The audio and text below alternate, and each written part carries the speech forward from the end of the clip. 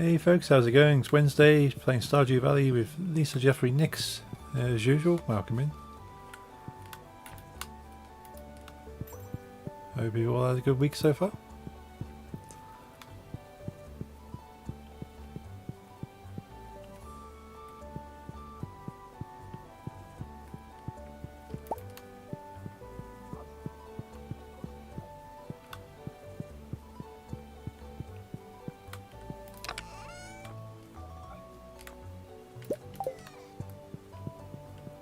Hey Paula, how are you today? I'm pretty good, thank you for asking. How are you? It's been a pretty chill day, but busy enough. Stop the boredom.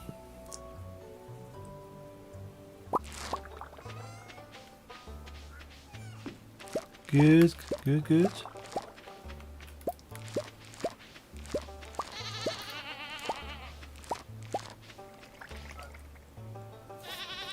Yep and no. Good, good.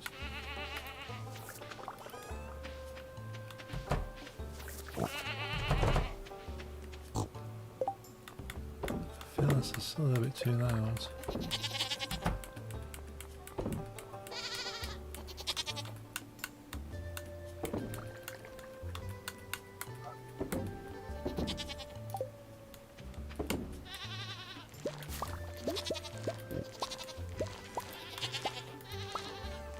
Say hello to all my animals.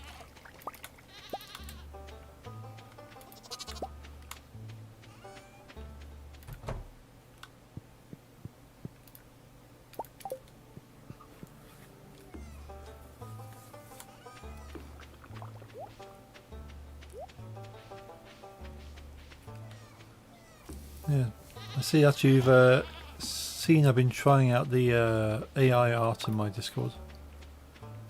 I've seen it, yes. I didn't realise that the bot I've had in my Discord for a while does art as well, so I thought, okay. I like it. Hmm. From a professional view, I'm very against AI though. Yes. No, They try to take my job, damn robots. yeah.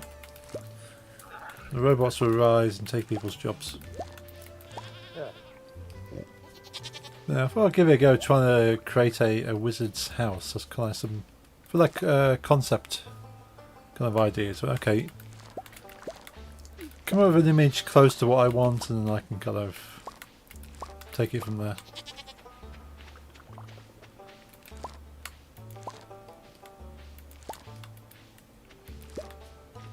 But it only gives you 10 tokens. I'm not sure they reset or whether that's 10. Yeah, and then you gotta pay probably. Yeah, there is a monthly subscription.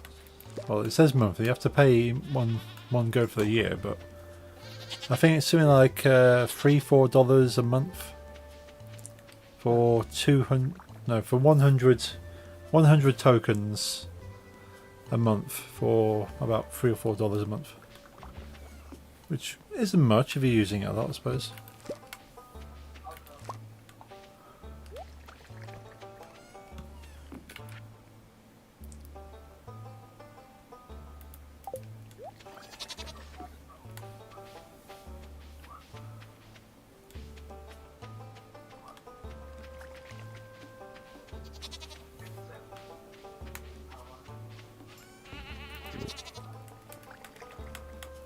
Sell some of my things.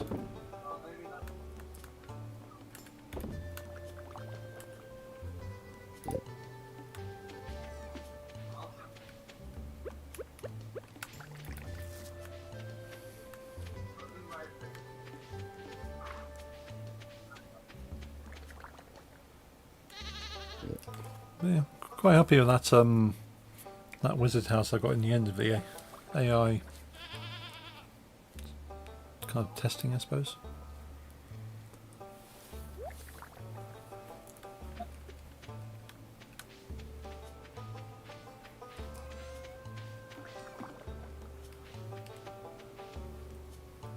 No, 5, 6, 7, 8. 3 more days before the end of the season.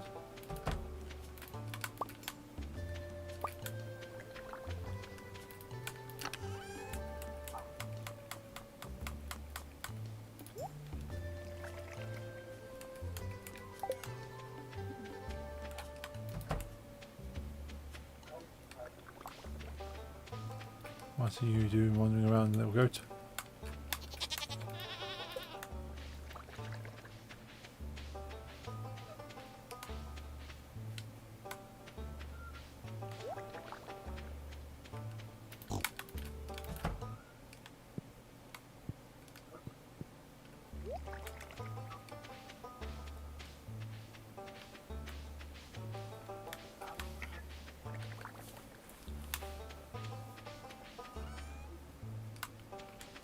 I need something to put in my...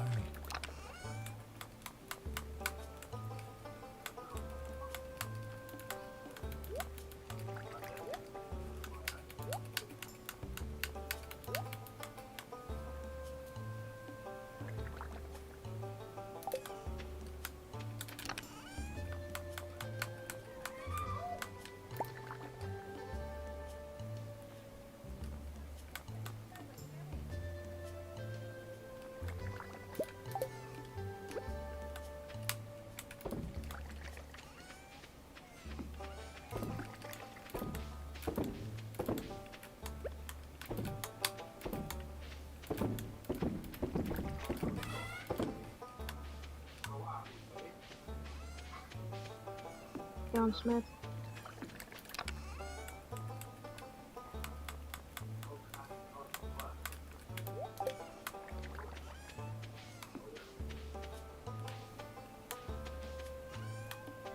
Let's make a plan for next season. Oh, there's my wife.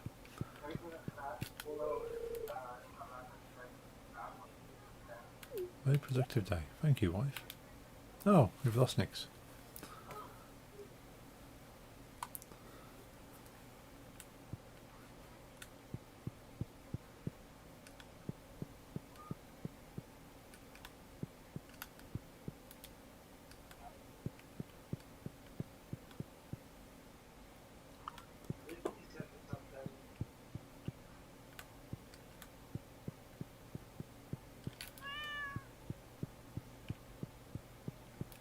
So Leah just asked me about how my day has been, and I've literally only petted my farm animals and sat at the dining table for the whole time.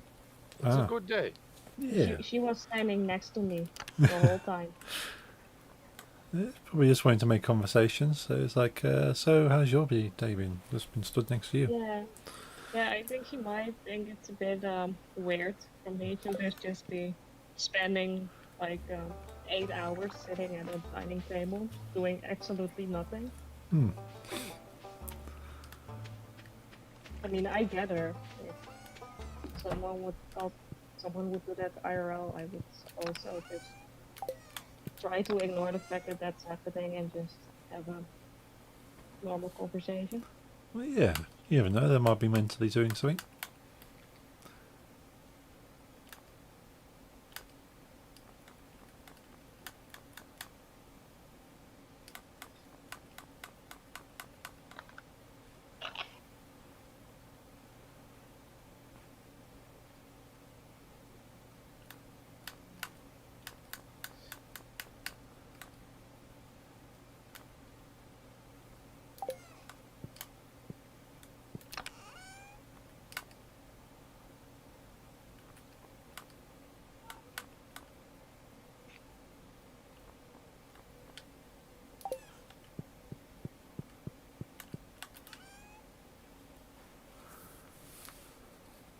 It's a spring.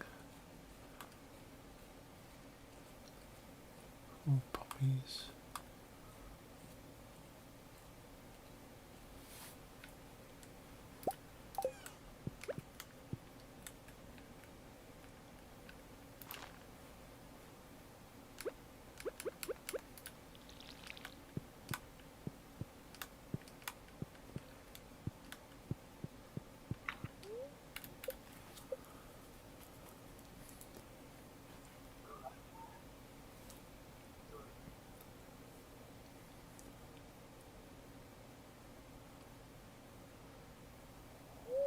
Not the apple tree again.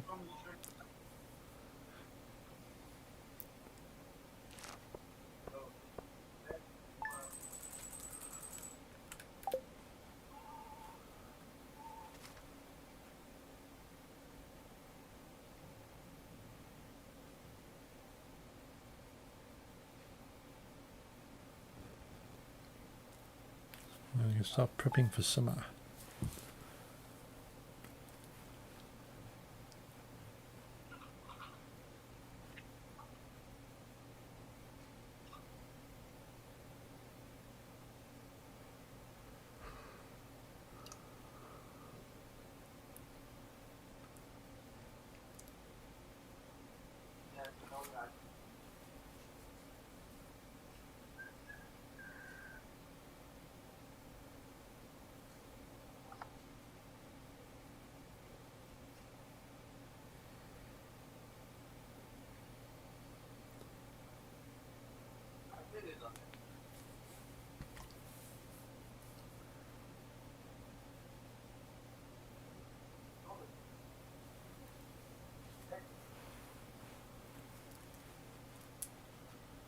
Can any of you play? It's a black screen at the moment. I'm in game. I'm in game, but I can't walk around or anything. Oh. No, it's just loading for me still. Oh, there we go. I'm in. I can move.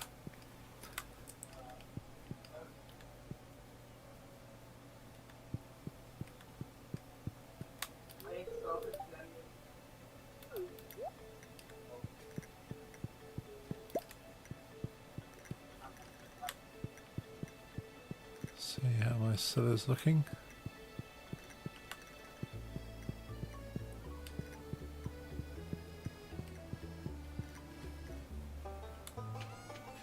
Nice, a load of wine ready to go.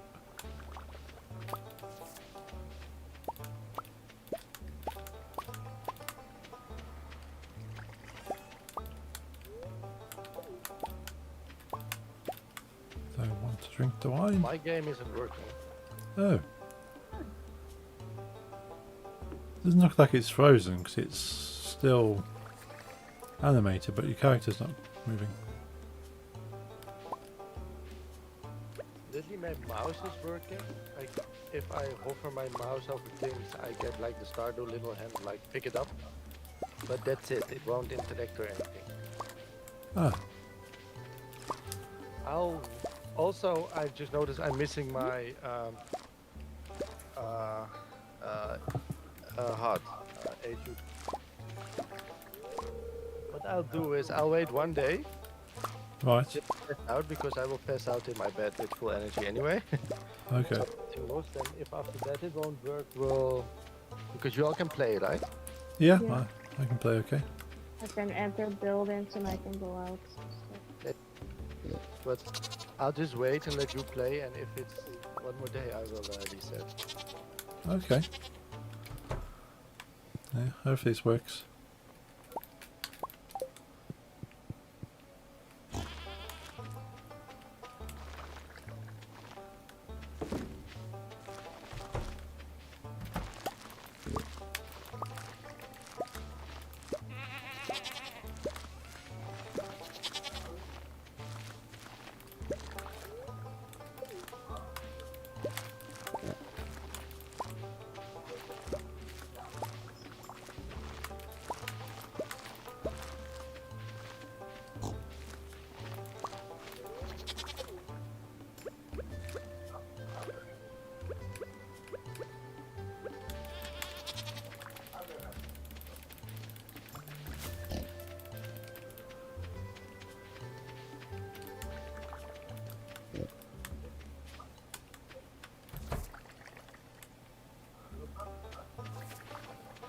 Just make sure I've harvested everything.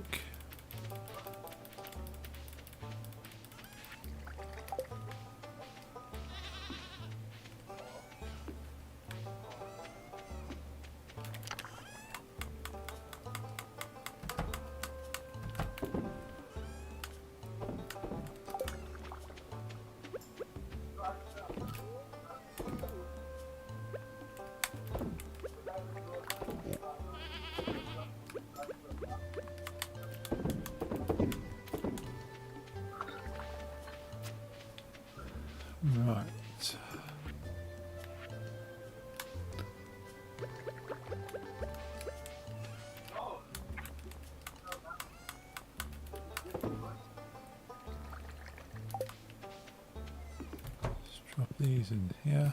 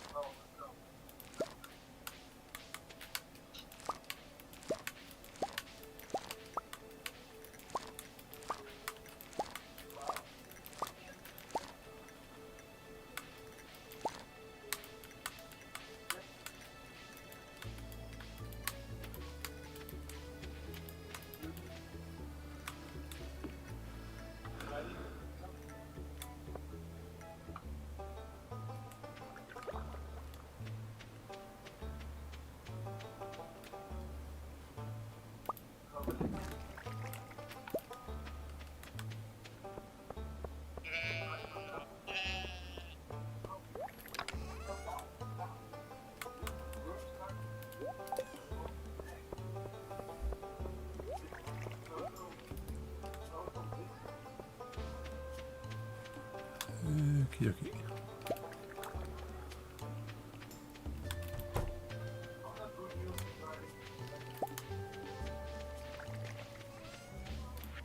Make sure we sell all that.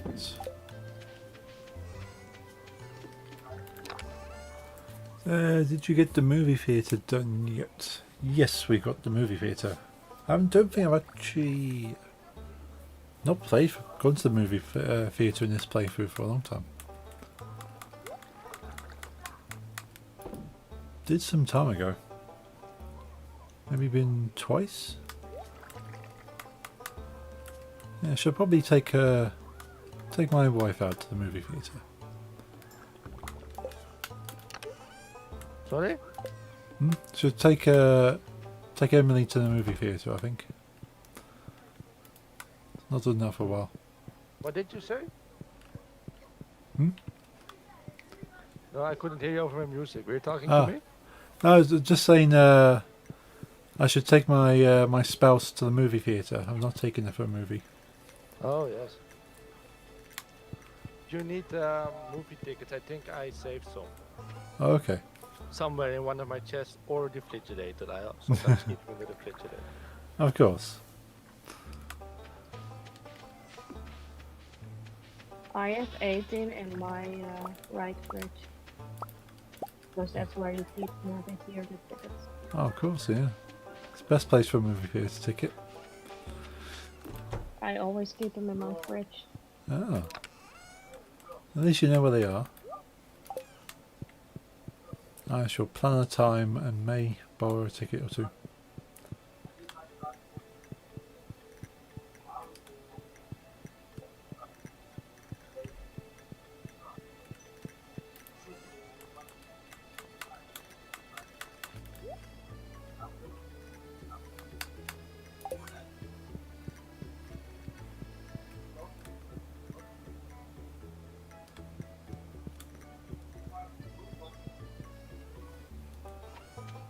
Yes, we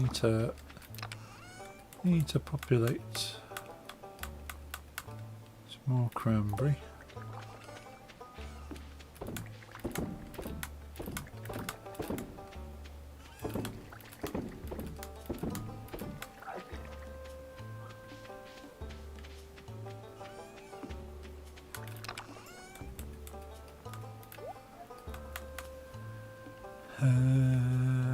Oh yes, seeds. See what seed I'm going to use for summer.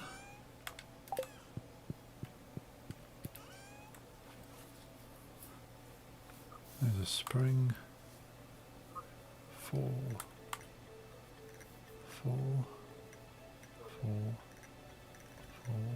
not fall ones, spring.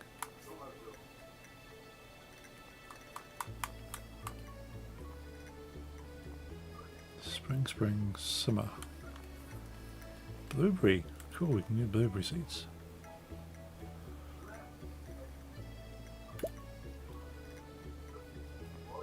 Fall, summer. Oh, fall takes 14 days to mature. Corn.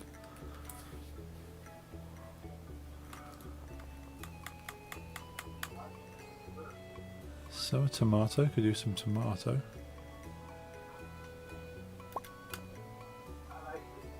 There's a fall, summer radish. Do some radish, I suppose. Summer or fall, 4 days to mature, harvest with scythe. Random summer seeds. There's a fall. Garlic in spring. Can be grown indoors. Got 1 cactus on the go. Planting summer poppy seeds. Pumpkin seeds are fall. Potato seeds are spring. Cool.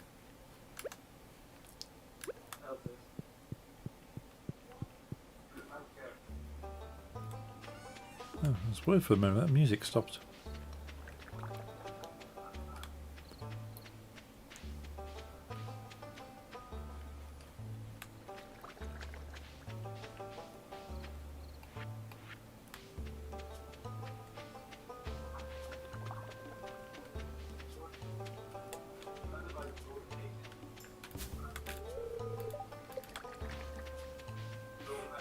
Crows. What about this one over here? 9 crows. 24 crows. 4 crows. Oh, him over here was 5 crows. They're all doing their jobs.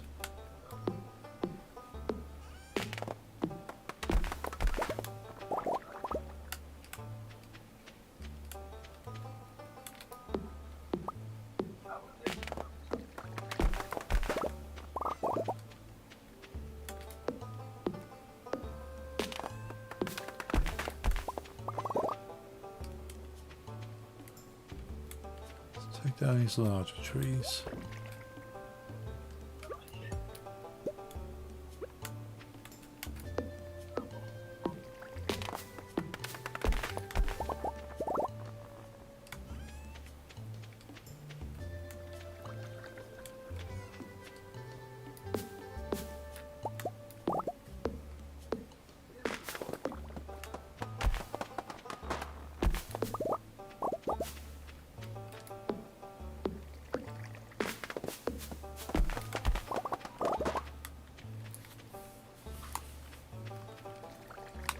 Give a chance for these smaller ones to grow through.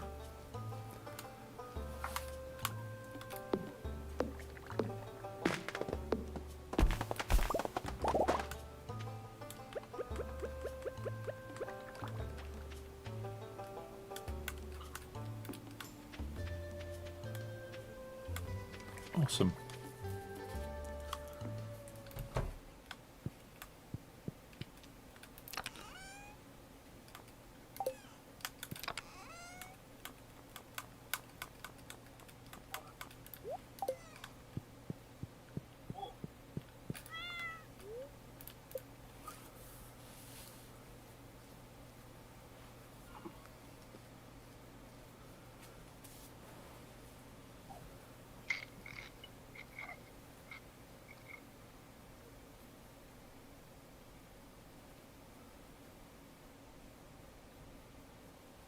And let's hope your game works, Jeffrey.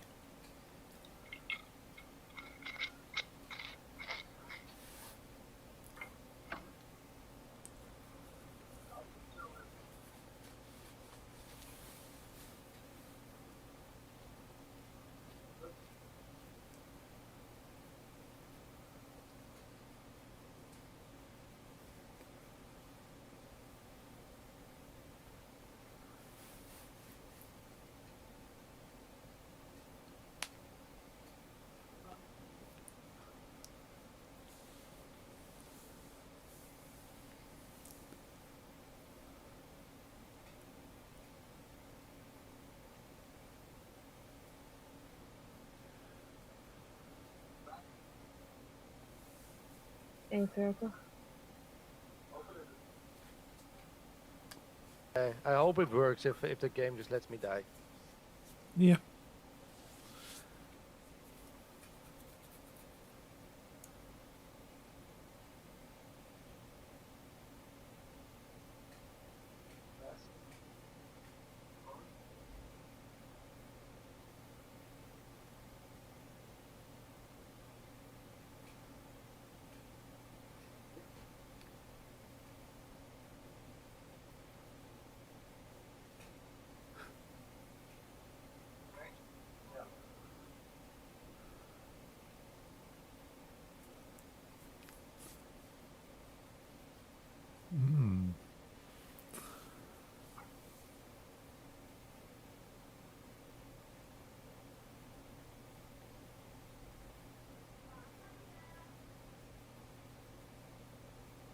My game's still showing me that I'm in bed.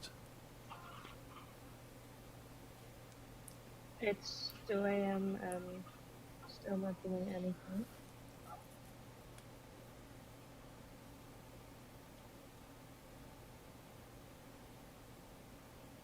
It won't let me die. You are now immortal. Cursed to stay where you are forever. Because it's. Maybe if I go. I will kill the game. Okay. I'm sorry. Yeah, that's weird. That's never happened before.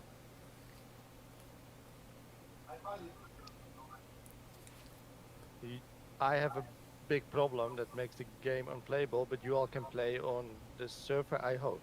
Yeah. That is very weird. Never have that happened before. No. My No. game is still showing me that it's 2 a.m. and I'm sleeping. Oh, there we go. Just caught up. Okay, but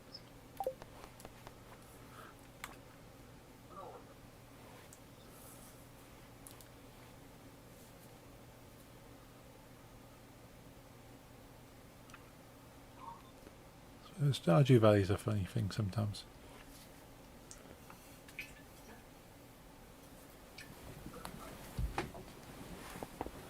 I'm loading up now. Cool. Opportunity to have some water. Also, now less than 3 hours till our anniversary. Ah, yeah. Well, it's 4 hours till our British anniversary. Yeah, true. True, but you're not in Britain. We did not meet and start a relationship in England, no. No. Or Scotland. Or Wales. No. Or Northern Ireland. And Northern Ireland has your time zone too, I think. Yes, yeah. Don't the Portuguese do it too? Yeah, I think Portugal's yeah, they should be, yeah. So they're directly south.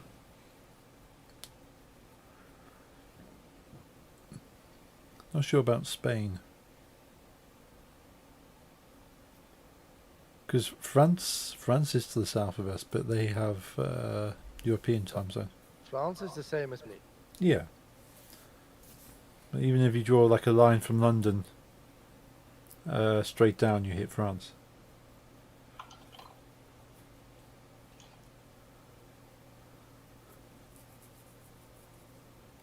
But France is a big country, so makes sense. Okay, invite code coming in now. Cool.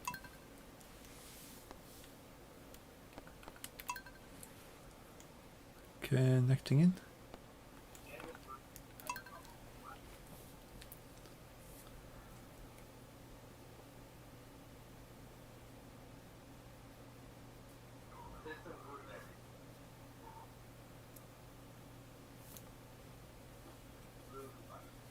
Might have to put my fan on.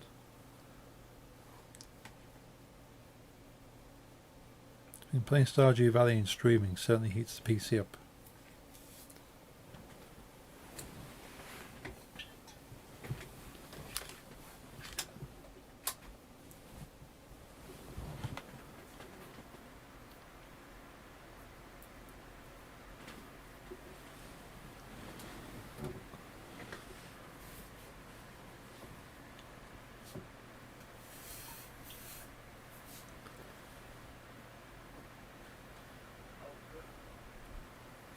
oh, nice.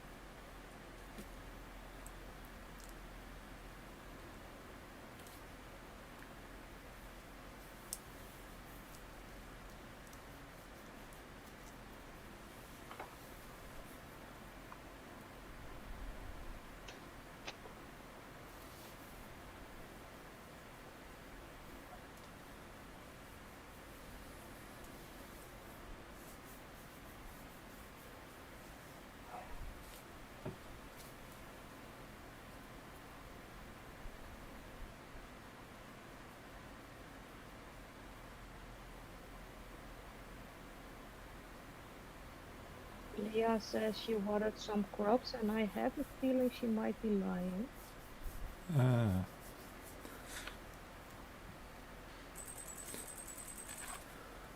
Cool, I'm in. Whoops, I just set fire. Didn't realize I can do that. Just hit the chimney, it set alight. Play this game for how long now?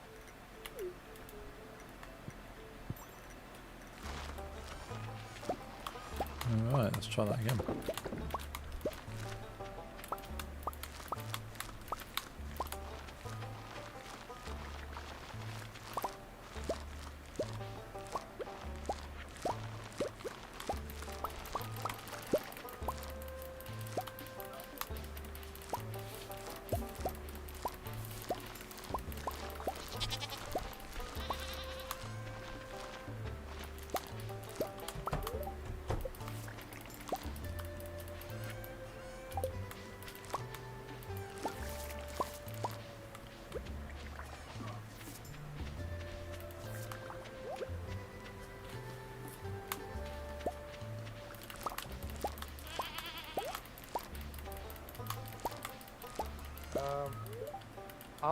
Everyone has some crops in the greenhouse.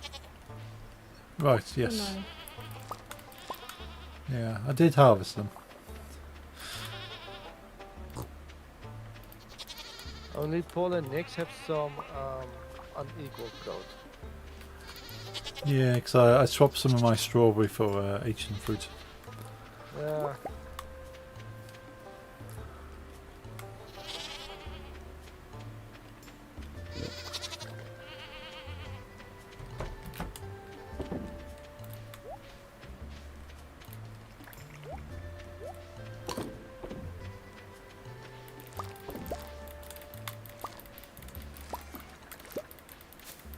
Yeah.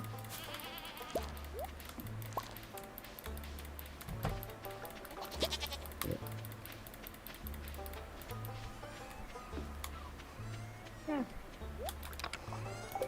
Well, ik what? kwam vorige week alleen maar heel grote meldingen in je scherm dat ik hem had gekocht. Denk ik wel. Ik heb het los daarvan ook best een paar keer genoemd. Jeffrey was confused because I bought the one clock that is very expensive, but it will stop decay from your fences. Okay, yeah. And I did that last week. And Jeffrey Yes. totally forgot about it, so he was very confused. Yeah, I remember you saying last week. And I spotted it when I walked past. Yeah. It's a very nice clock. Yes.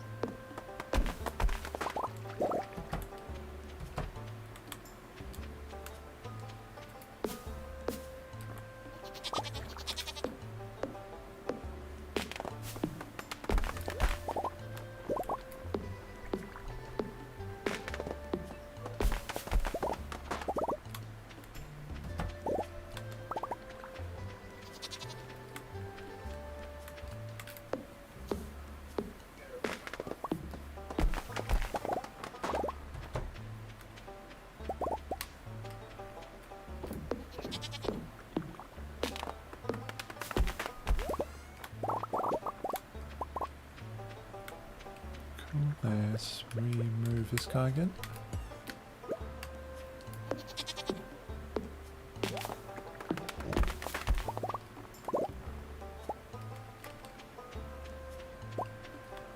Awesome. Right, so stick them back.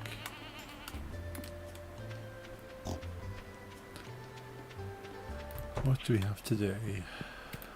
A little bit of milk.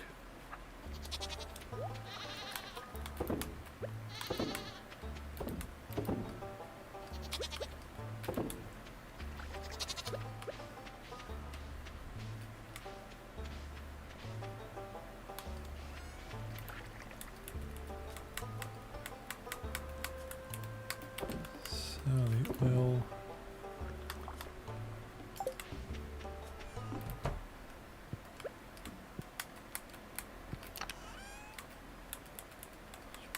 cheese and wine.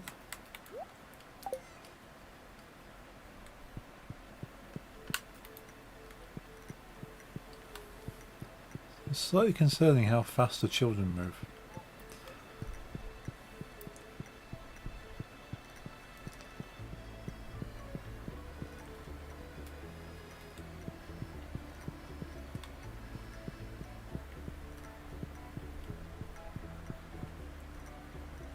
Yes, seeds.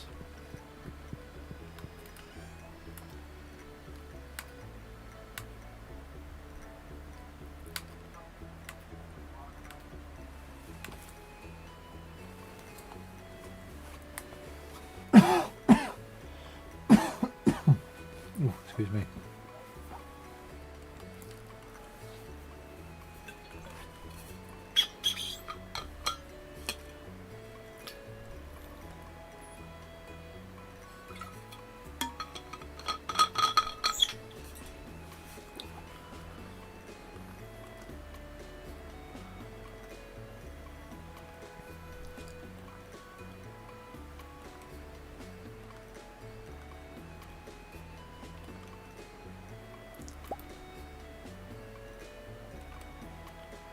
That's what I was going to do.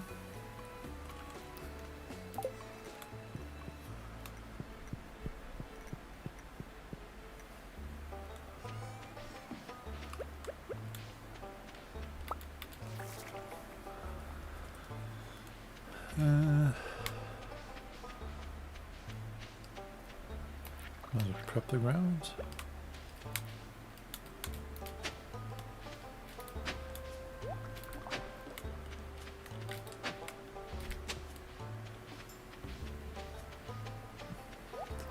Cheese is ready.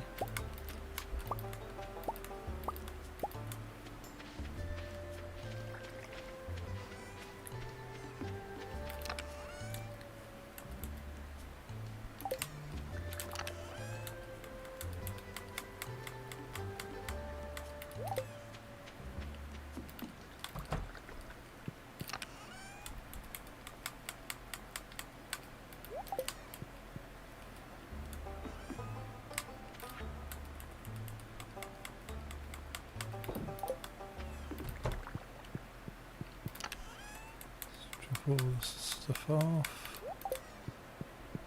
and make the ancient fruit seeds.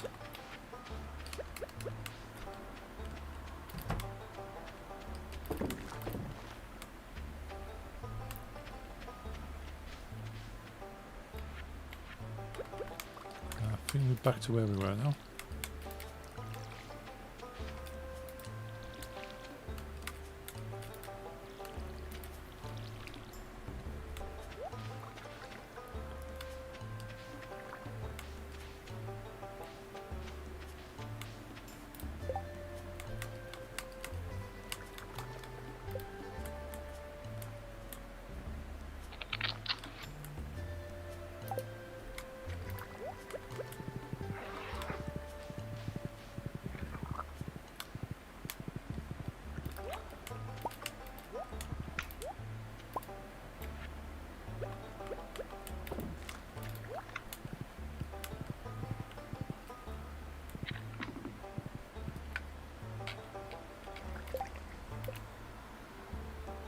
New star fruit on Junimo plaque in Aurora Vineyard.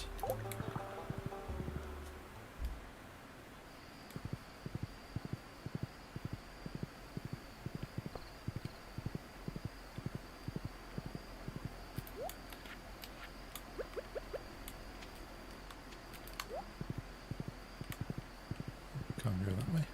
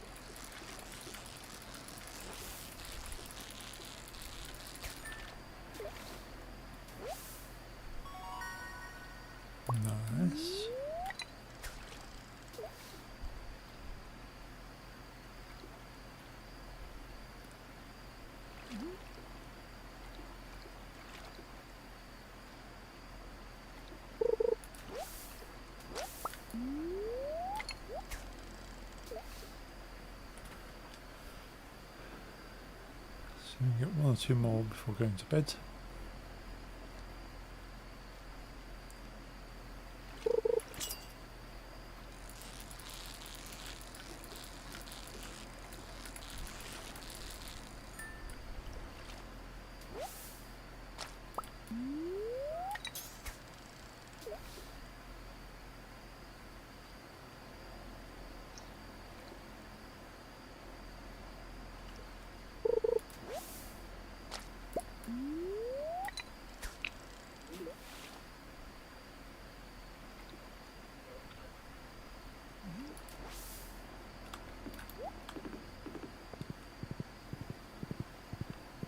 Call it there. Let's go back to the farm.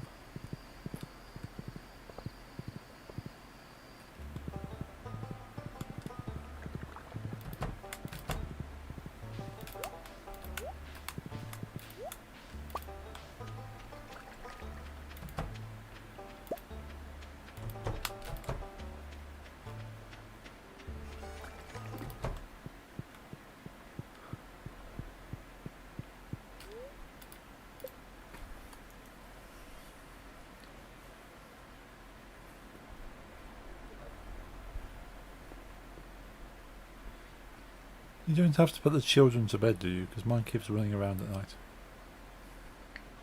Yeah, sometimes they just do that. Usually they go to bed themselves, but some nights they are very, very weird. Okay.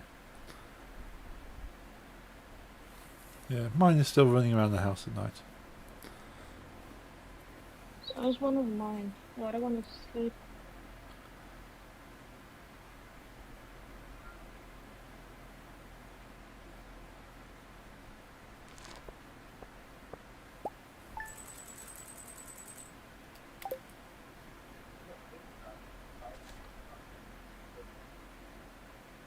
Okay, 2 more days of spring.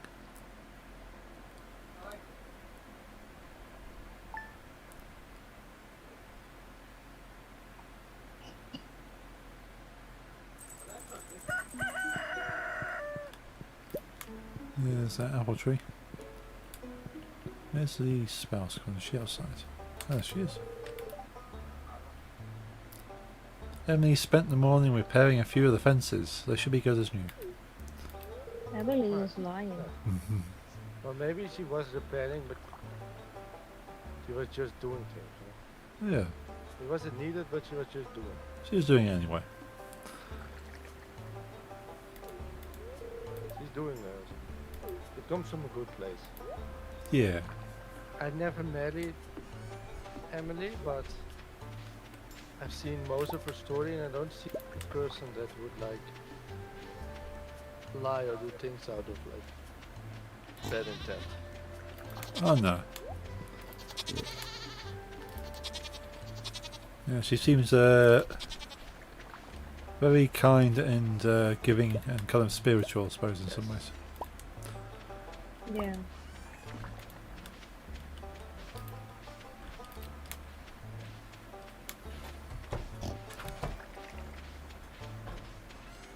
Let's see what the animals have today. Milk.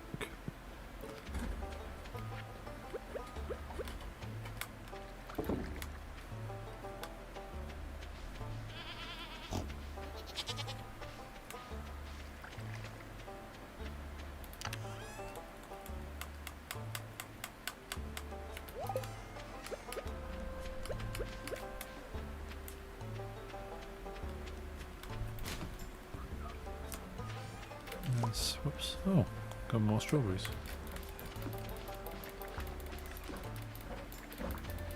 Make sure there's no more.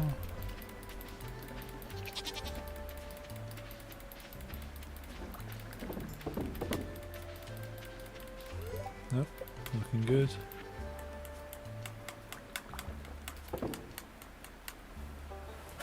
Two Iridium Star smallmouth bass. That's pretty good. Did you maybe accidentally lock some outside?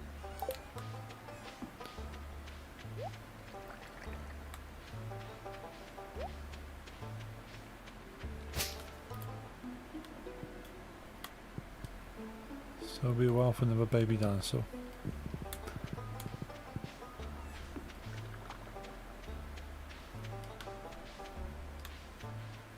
and stone.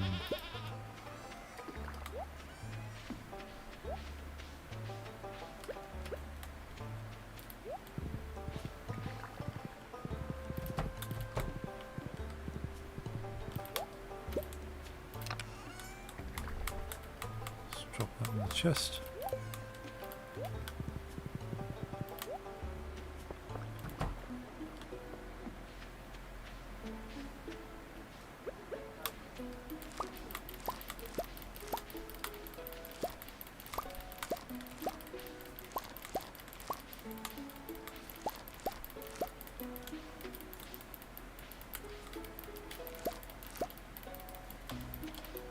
Cool, that's all harvest.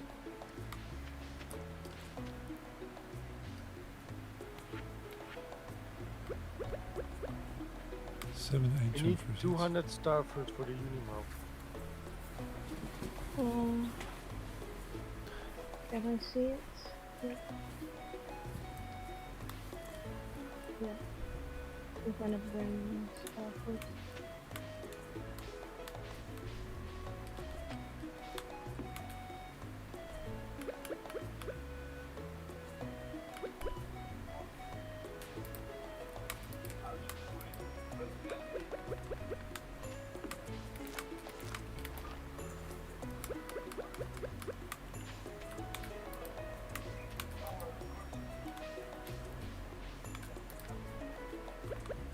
Let's replace these ones.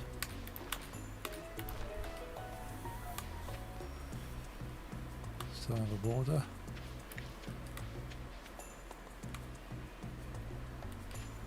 I'll do for now. Give me one seed. There's my holes.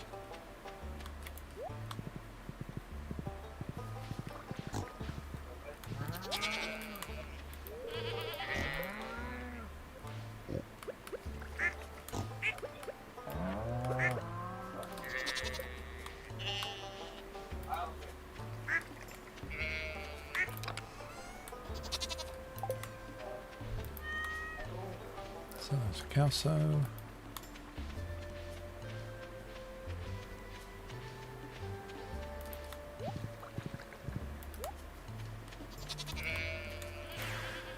Oops, did not mean to do that. There we go. I'm here at least.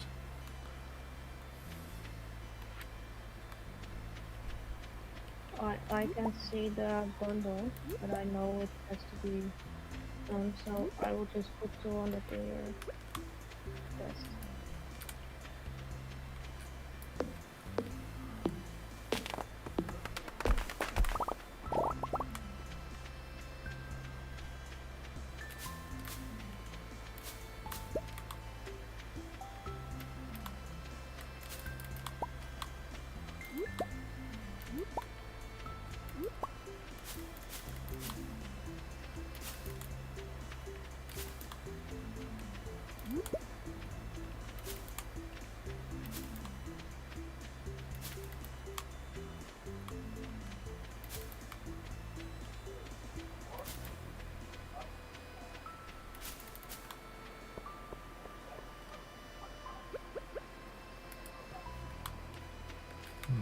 Okay.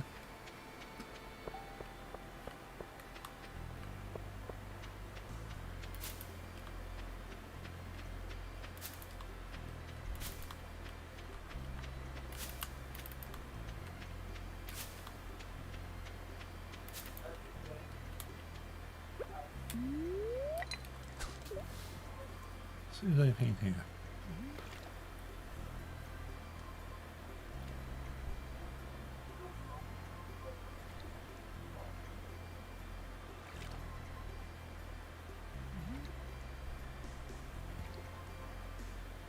Guessing there isn't. Oh.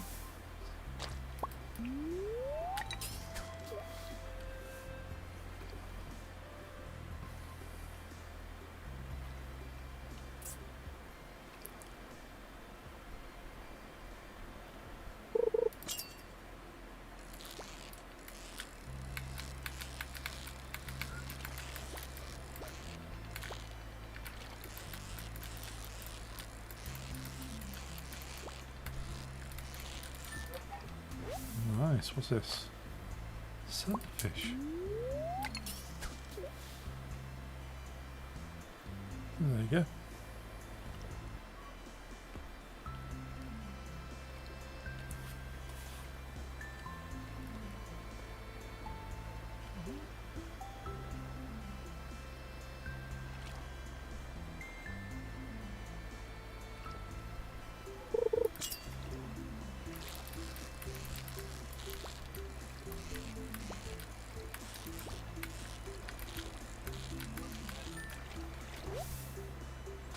Another one.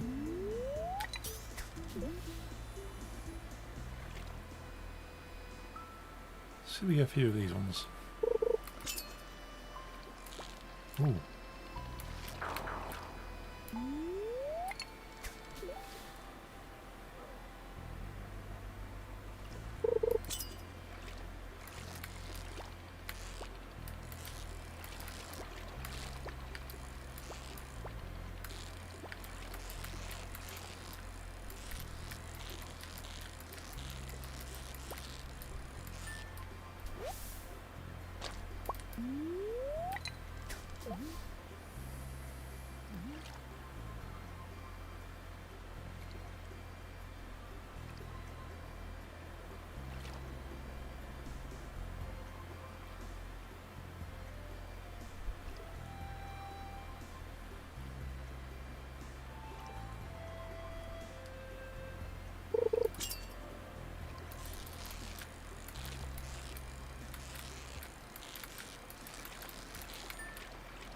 Nice, got perfect.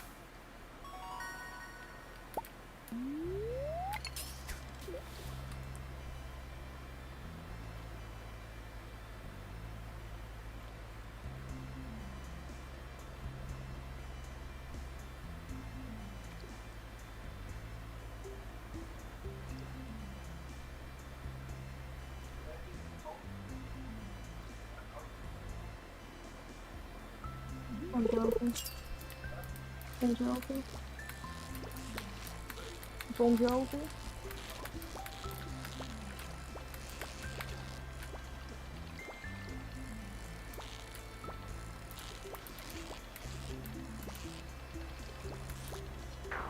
Oh, I lost it. Hey Anthony, how's it going? I'm doing pretty good. How about yourself? Welcome to the stream. Hope you're having a good Wednesday. Really trying to catch fish.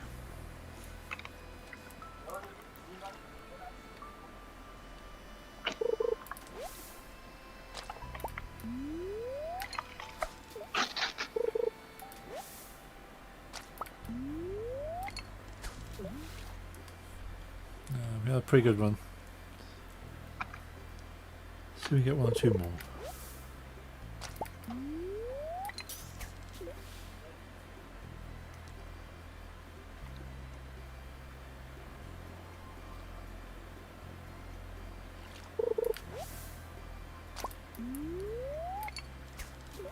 Maybe the luck has run out.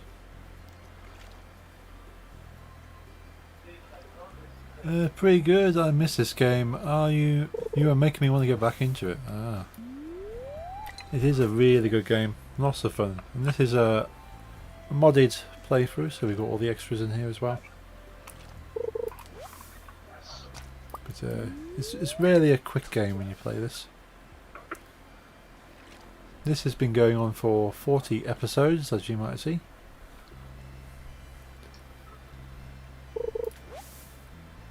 Ooh, a present. Pyramid decal. Interesting. Okay, we shall leave it there.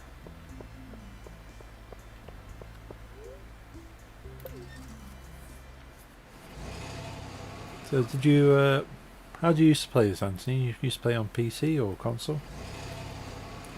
You play with mods?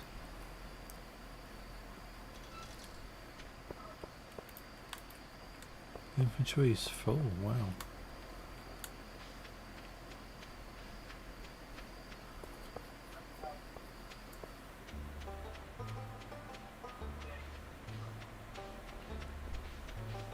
Where's my horse? Is he still over here somewhere? There he is.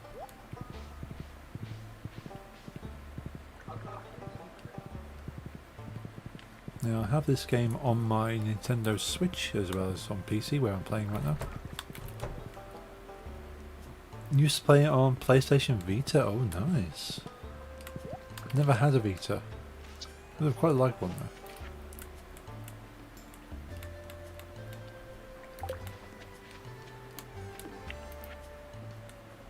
Anything I can sell?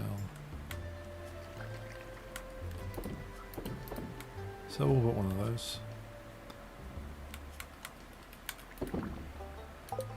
And that. Okay, let's go. What are you doing awake, child? Go to bed.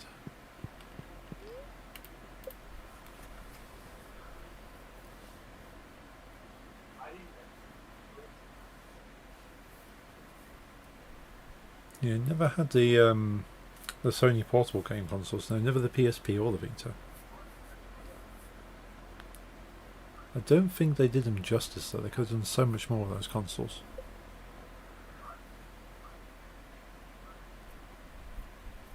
It's a shame because the power is there. Sony didn't really utilise them properly.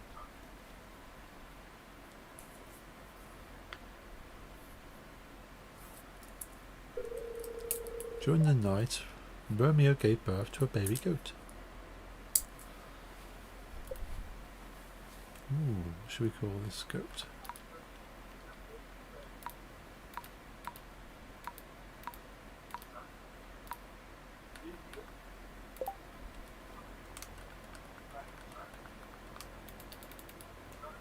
Let's think.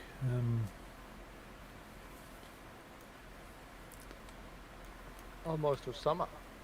Yeah, one more day of spring, isn't it, until summer?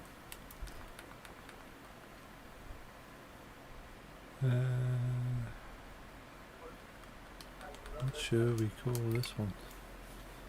Let's have a quick look at some names.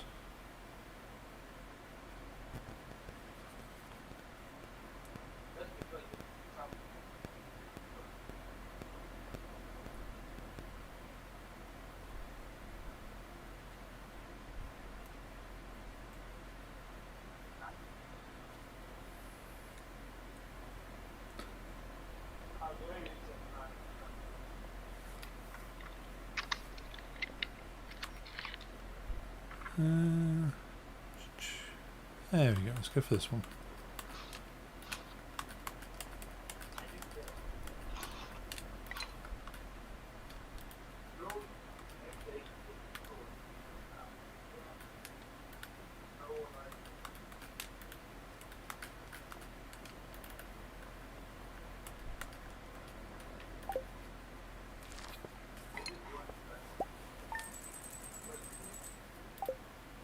Awesome.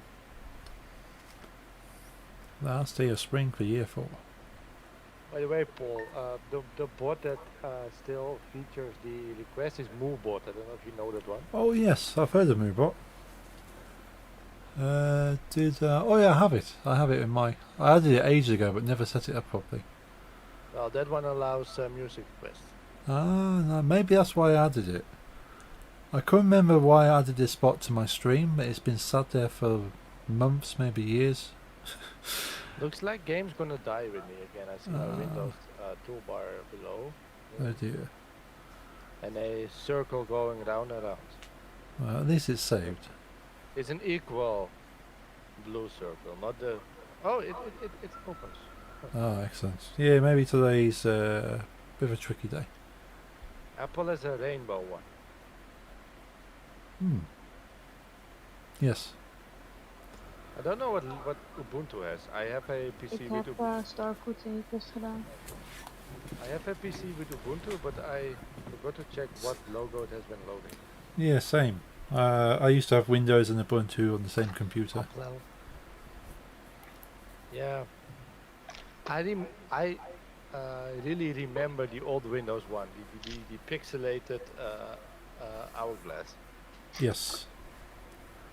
Yeah, the current Windows 10 one is just like a blue ring that sort of spins around. I don't like the blue thing. I want my hourglass back from Windows Should I just uninstall my Windows 10 and not go to Windows 11, but just go back to Windows 95? You might find some interesting results. I might not be able to do anything I like. Yeah, basically.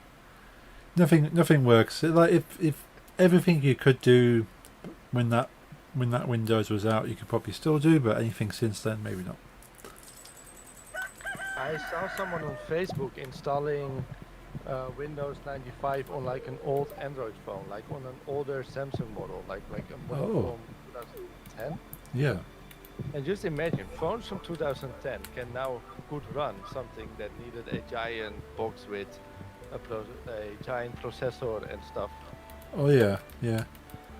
I was thinking the processors in phones are far better than PCs from like 10 years ago.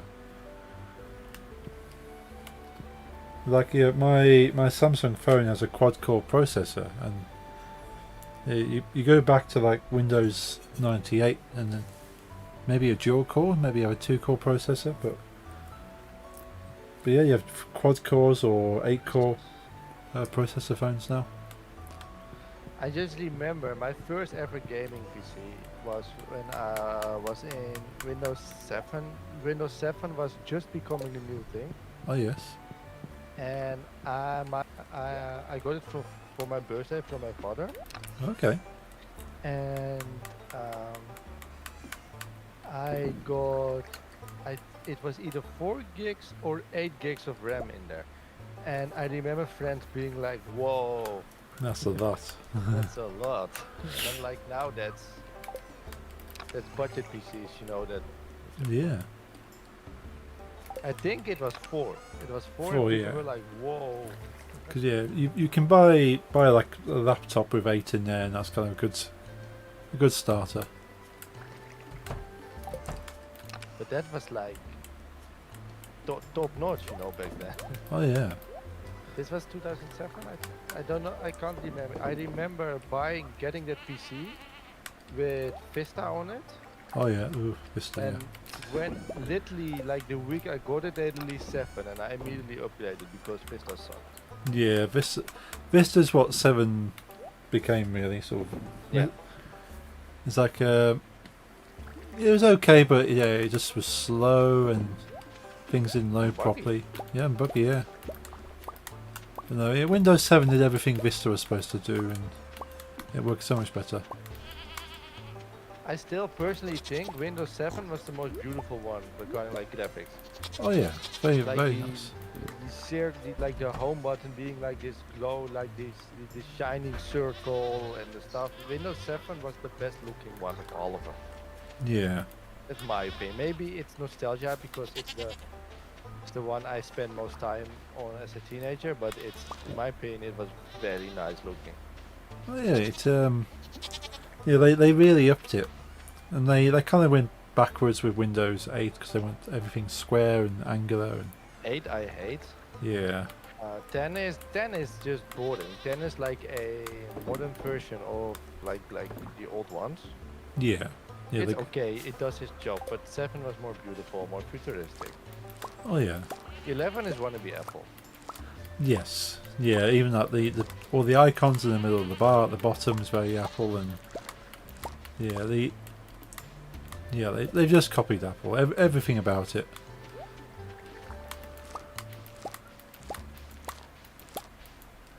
It's okay. I use it at work. We get new laptops.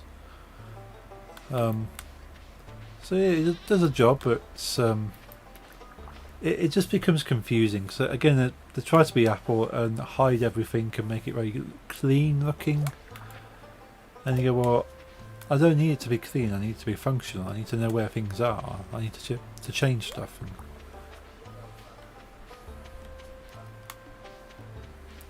And once you learn Apple, it's pretty simple. But Apple does a good job of hiding what you don't need to see until you need it.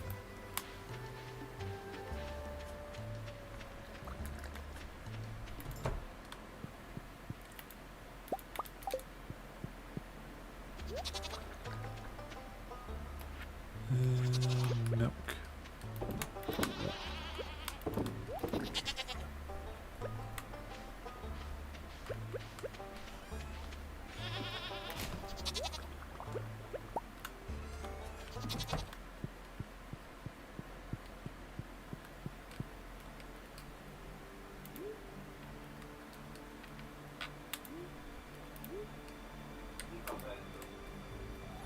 Nice.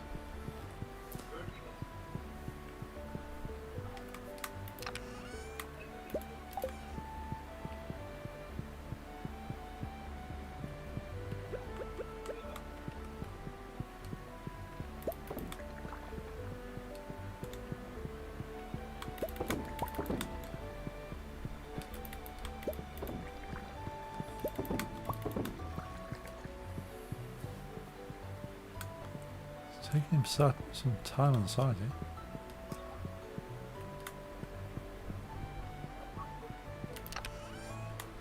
Let's drop What? these off. Oh ja. Ja, klopt ja. Oké dan.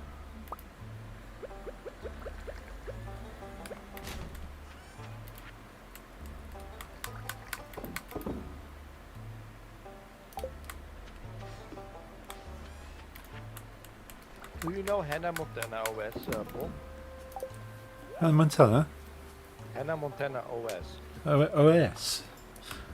No, I didn't know there was an OS. Is it just like pictures of Hannah Montana? It's a version of Linux, Okay. but it's all like graphically and stylistically based around the Hannah Montana show. Okay. Well, they say there's a Linux for everyone out there. Yeah. Have I ever told you about Temple OS? Yes. Yeah. It's very special. I'm not Yes. sure if that's safe to talk about during streams. Temple OS? Yeah. It's safe. Yeah, I've Do It seen. Yourself made some questionable remarks, but the OS itself is safe. Yeah, I've seen like YouTubers talk about it and stuff. The guy himself, he was insane, but in a way he was a genius. Like he was socially, he was a completely insane and a racist scumbag. But to be able to, he's the only one in the world that wrote like that amount of code, you know, Well, yeah, yeah. millions and millions of lines, and I think in his own language. Yeah, that's quite impressive. It's impressive, but the guy himself, he was very troubled. Yeah. That's why he ended up committing suicide. Hmm. He was very... I don't even know if he was really racist or just confused and started to scream things. Yeah, it's hard to tell.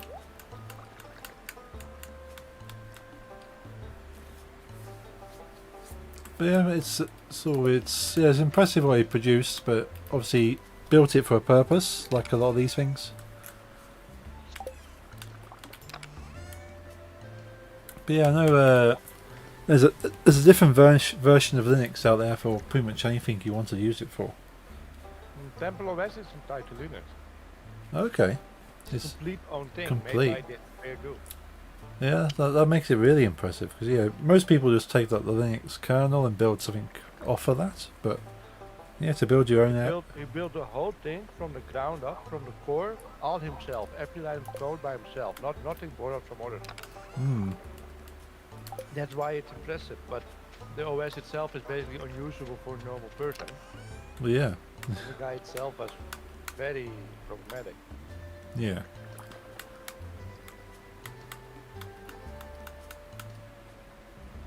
Yeah, I like sort of making things from scratch, but yeah, an operating system, I'll be quite happy to install someone else's.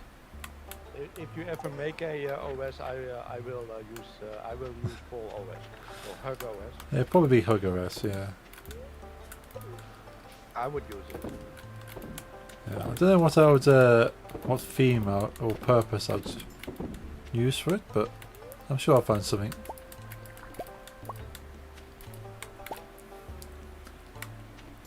Because I suppose like Steam OS is basically Linux with the Steam client as the main focus. Didn't SteamOS die? No, it's basically what's on the Steam Deck now. They had the Steam box, which is like a little desktop PC with Steam OS, but then they kind of that died, but then the Steam Deck They were released with SteamOS on the Steam Deck. So they made it basically sort of a Steam box portable and called it a Steam Deck. But yeah, it's just running the SteamOS on there, which so you can wipe it off. It's just like any other handheld computer. Wipe it off and put Windows on there. You could put Android on there. But then yeah, you paid a lot of money for a machine that is ready set up to play games. It's up to you if you want to wipe all that off. I'm not a fan of Steam anyway. Hmm.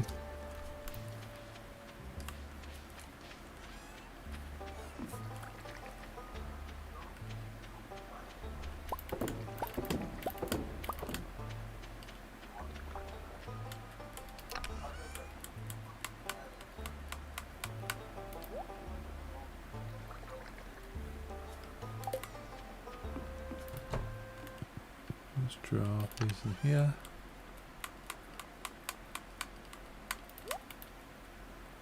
I'm getting quite a build-up of items I need to put into casks. Probably build some more casks.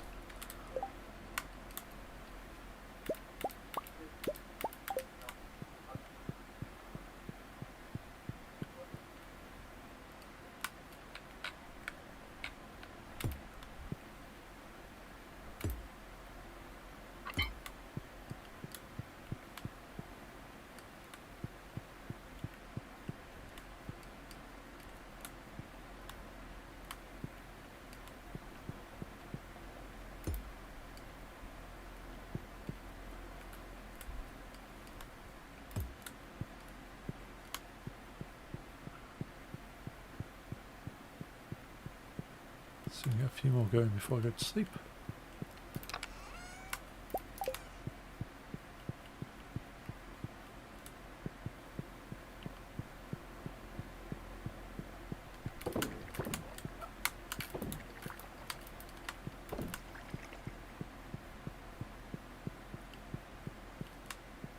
Cool, that all looks good.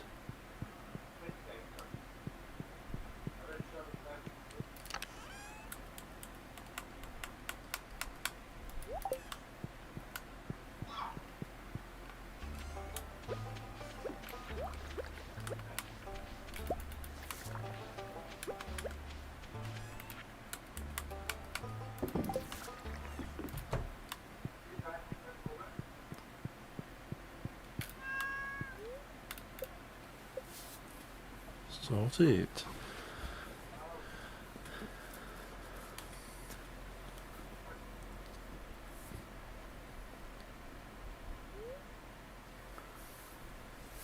Oh. Yes, let's have another baby.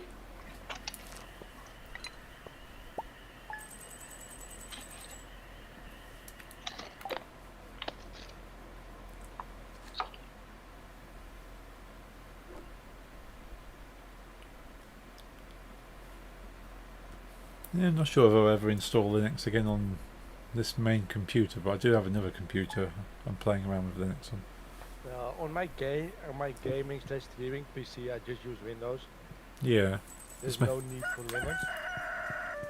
And on my working PC, where I make music on too, I use Logic. Hmm. Logic is Apple only, so there's no reason for me to install Linux too. Like, I have my own device for Linux. Yeah. Yeah, same. I've got an old computer off my dad that yeah, he built himself a brand new one from scratch with all the parts, and just had this other one lying around, so yeah, I could have that, and let's put Linux on there. And I was going to turn it into like a streaming computer, just like purely streaming, and then have my gaming computer hooked into it. But got most of the way through setting up, hit the problems, and I've not gone back to it. About that, but so far I haven't encountered a game that makes my computer have problems, and even while streaming. So That's good. Yeah, mostly okay. I think there might be one or two games, like games that come out more recently, that my PC might struggle because yeah, the processor is over 10 years old now. My my working computer I use for both music and my art, and art is work for me. Yes. So it's important. Is uh, still working very good, That's, but I'm afraid it might die ah, because it had some periods where the fans would make like tack tack tack tack sounds, you know. okay. And internet says it's okay, but it's how do you say? The thing is 9 years old. Okay. It still works like literally. That's why I know computer users like to hate on Apple. I use Windows, Apple, and Linux. That's why one of the reasons, one of my rules on stream has always been I do not like OS wars. I use everything. I do not like discussions about it because I can give you a reason why I use all three platforms. You Yeah. know? This song reminds me of another song, by the way. But that was to chat. But it might at some point die in the next 1 or 2 years. It's 9, you know? Yeah, yeah. Which is PC old. It is, yeah. For PCs you can get about 10 years, laptops for about 5 usually. It's a laptop, and it's 9, and it still works like the day I bought it. That's Yeah, it's doing very well. Yeah. doing very well, and it's not like used weekly, it's used minutely. Yeah. And that's why I stay with the brand when it comes to my working PCs. They're sturdy. Hmm. No, the Macs are, you can say what you want, the things are sturdy in my opinion. Well, yeah, They're small. they have Macs have a far longer lifespan. They're kind of built to be used for longer, and they cost a lot more for that reason, I suppose. But I might be buying a new one this year. Hmm. And I want it because, you know, the thing is old and...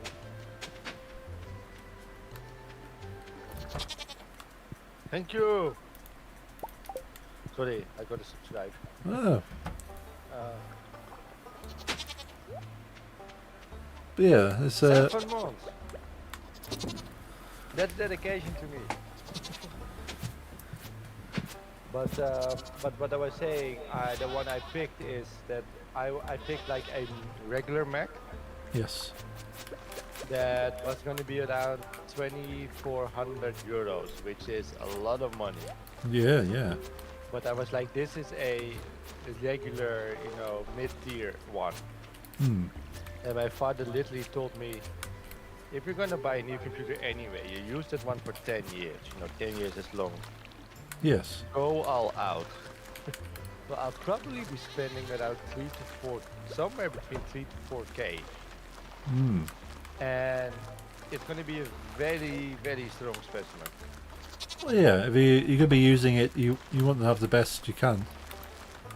I'll probably put it like with that price. I'll probably put in like the best processor they have and like around 64 RAM. Yeah. But it still runs an OS X, so that means no game. So I was thinking of making like putting that between my gaming PC and OBS Oh yeah. when I get it. But that will be around December, I think, around my birthday. Okay. Yeah. Yeah. Because first I gotta pay for move to another house. True. Yeah. That's gonna be expensive. It is. Hmm. It literally is. And 1 second, wat deden we ook weer voor zomer? Blueberry. Blueberry. Top. But I need it for my art and stuff, so Oh yeah. it's an investment and I can even deduct it from taxes. So Nice. not yeah. all of it, definitely not all of it, but in a way it's I can do something with taxes. Well, you might as well where you can. If you can do any tax write-off, it's worth it. Yeah, like my guitar teachers, he can like write some text off if he buys a guitar and stuff. Oh yeah. Not that text.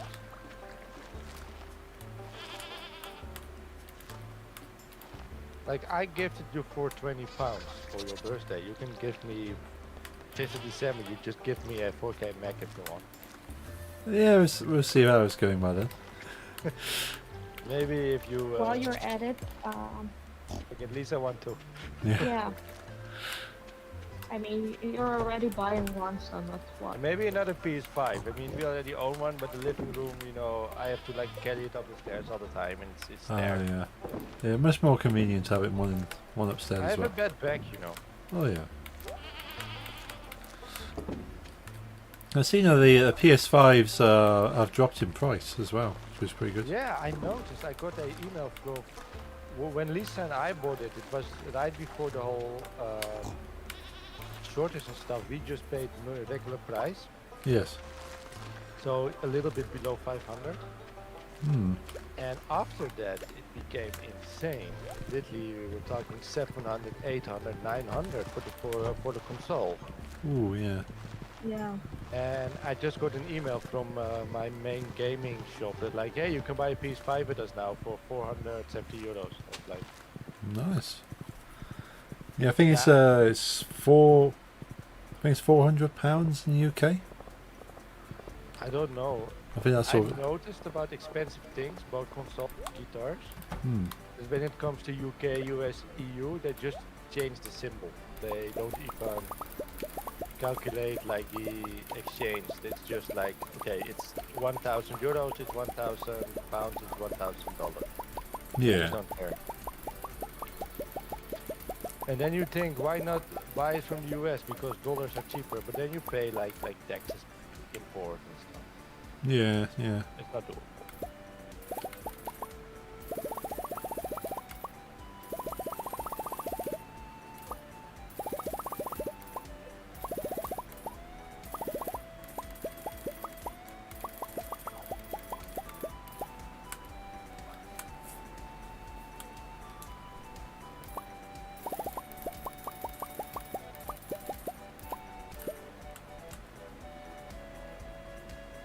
You should get a PS5. It's a good thing. And throw away your Xboxes. Xboxes are only good for one thing, and that's Halo. Oh yeah. But you can play that on PC anyway, so why do you need an Xbox? Yeah, that's the thing these days. Microsoft have kind of gone with allowing all their Xbox titles to be played on PC. So it's like, why would you even buy an Xbox now?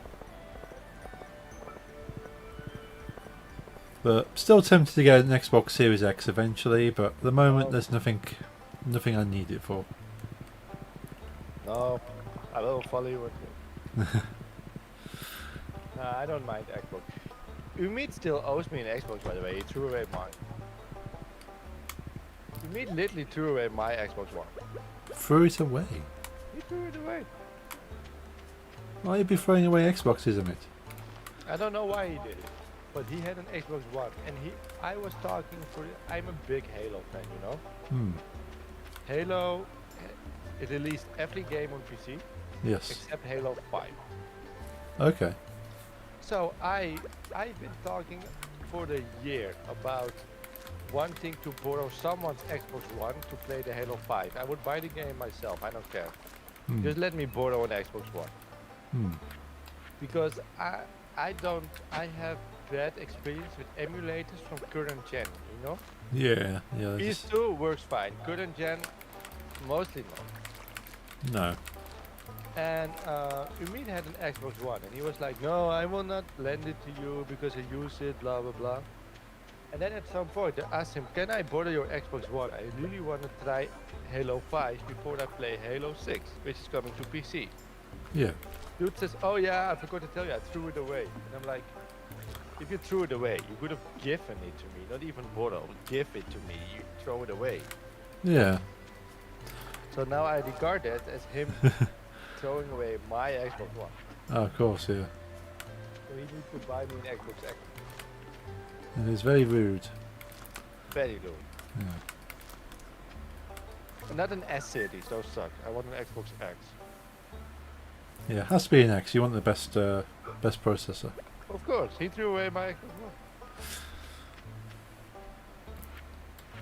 One. Yeah, I've been very tempted to buy a PlayStation 5, but again, I'll wait until there's a few games that I want to buy and things are a bit cheaper. Without joking, would you rather have an Xbox X and a PS5? Oh no, but if I had to only choose either an Xbox Series X or PS5, I'll get the PS5. PS5? Yeah, yeah, Cool. yeah. Because there's nothing I can't play that the PS5, the Xbox Series X does. It's like I look at the games, and go, well, I can play that on PC. I don't need the Xbox. Whereas there's games on the PlayStation 5 that I can't play on the PC. So it's like, okay, if I want to play those games, I have to buy a PS5. Whereas I look at Xbox and go, well, there's nothing I have to buy the Xbox for. No, Xbox is PC, in my opinion. That's Yeah. why I don't own one. Hmm. But if someone gives me an Xbox, I used to be a very toxic person that would join OS wars when I was a teen, and I really want to get out of that. And the moment when I got out of it, it irritated me so much that people could get like foam at their mouth and like scream when you would use like PlayStation versus Xbox, Xbox versus PC, PlayStation versus Switch, and I'm like, I use all those things, and I Yeah. enjoy them all equally. Yeah, I've got an Xbox One, a PlayStation 4, a Nintendo Switch, a gaming PC. If you ever throw away that Xbox One, I would regard it as mine. I'm not throwing this. I've still got my Xbox 360 that doesn't work. I still have that. I've not even thrown that away. It's no good. It doesn't work. I don't need it, but I've not thrown it.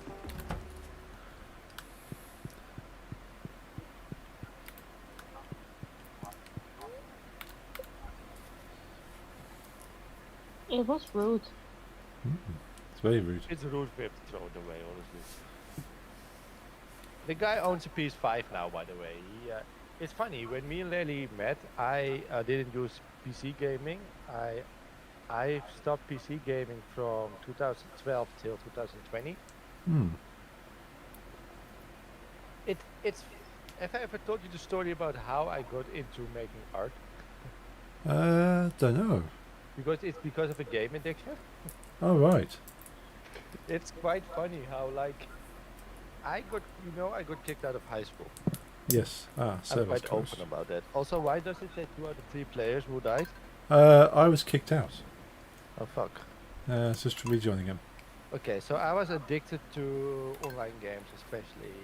It's one of the reasons I got kicked out of high school, beside behavior in class. But one of the reasons, I don't know if I was like doing bad in school because I only played World of Warcraft and other games, or if I played World of Warcraft and other games because I was depressed for doing bad in school.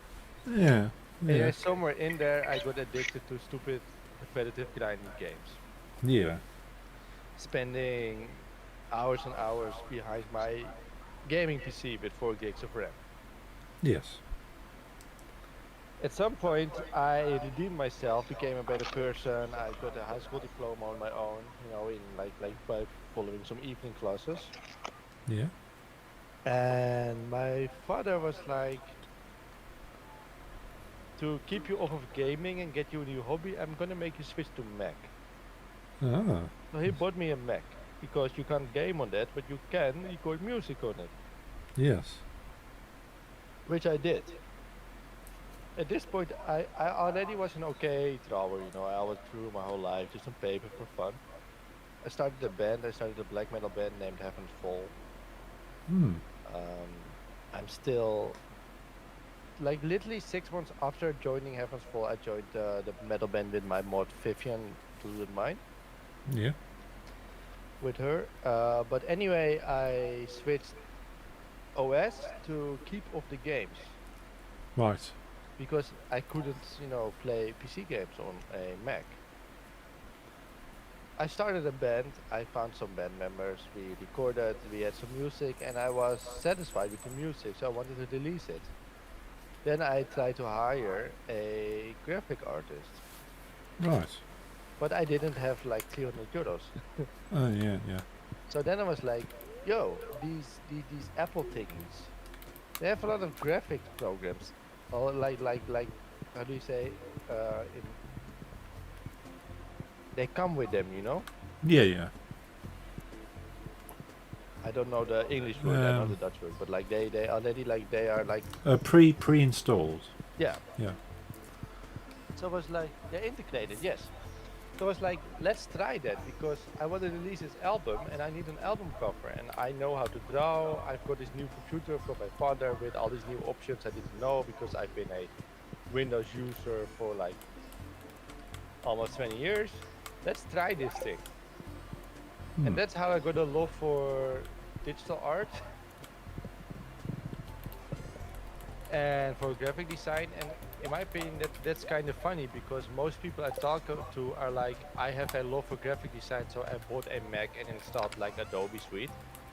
And I'm like, I had a Mac, but I had a shortage of money when it came to graphic artists. And I found out I like graphic design. Yeah. And that's because I bought I got it to keep me off of games. Yeah, interesting. Now I'm an adult, so now I can like do this.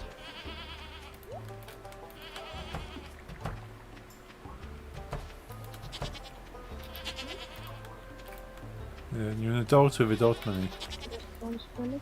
I can responsibly go use games. Now I have a gaming PC with Windows on it too, Yeah. and Ubuntu. Fix that phone. Stardew.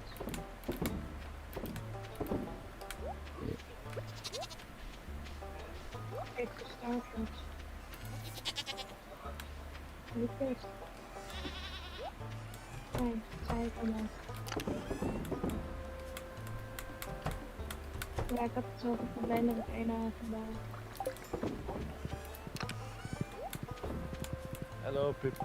Oh, sorry, I didn't mean to. Less than 2 hours till my anniversary. Ooh, that's exciting. Without joking, it's my favorite day of the year. I'm really excited. Oh, that's cool. It's like my birthday but better. Yeah. You, It's it's like a, a double birthday. It's the birthday of two people. Yeah. yeah, you're celebrating yourself and sort of your relationship. My new life. Yeah.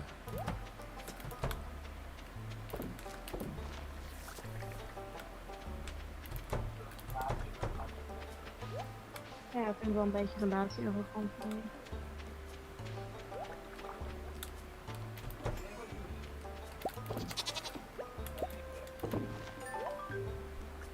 Nice. Noise. Errand for your wife. Bring her fiber. Oh. Okay. Nick's and you is at 3 or 4 years now, right? Yeah, 3 years. It's still 3 years, isn't it? 3.5 years, yeah. Lisa and I now are at 364 days and 22 hours and 40 minutes. Not exactly, because I remember us like accidentally, it was literally, we were just chatting and both of us liked each other, Yeah, but we didn't like confess because that's awkward. of course. And I think I accidentally did, but it was like 2 a.m. Right. on the 3rd of August 2015. Ah, But we just celebrate on the day, not on the hour. well, yes. It just sucks. Like the last 3 or 4 years, we've been to our favorite street food vendor Okay. for our anniversary. Yeah. And this street food vendor is 6 days a week. It's available. Right. Only day they're off is Thursday, and this is our first Thursday we have an anniversary, Aw. so we can't eat our favorite food. Oh no. We eat it on Friday So instead. I made a order for Friday. Yeah, that's close enough.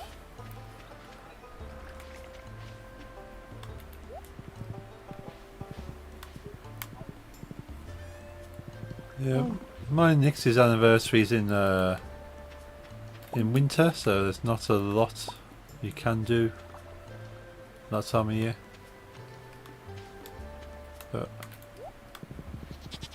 we can at least yeah, go out for meals and do things like escape rooms.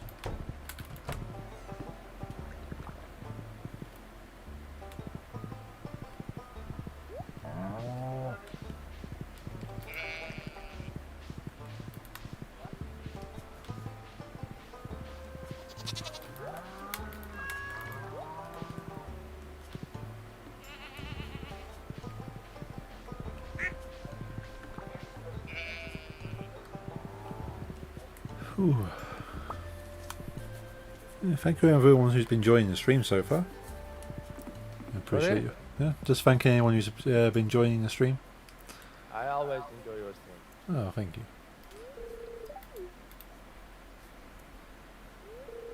And you gotta take the beard for that. Oh yes, the beard. I am thankful for the beard for many things. And Spider-Man. Oh yeah, Spider-Man. Yeah, I'll get back to Spider-Man at some point. Yeah. Spider-Man 2 Jeffrey is ready mentioned now. that he saw a cool streamer with a cool beard and playing Spider-Man. Mhm. So I came by your stream, by your next stream, and it was actually a DJ stream, and I was very impressed. Ah, well, thank you. DJ.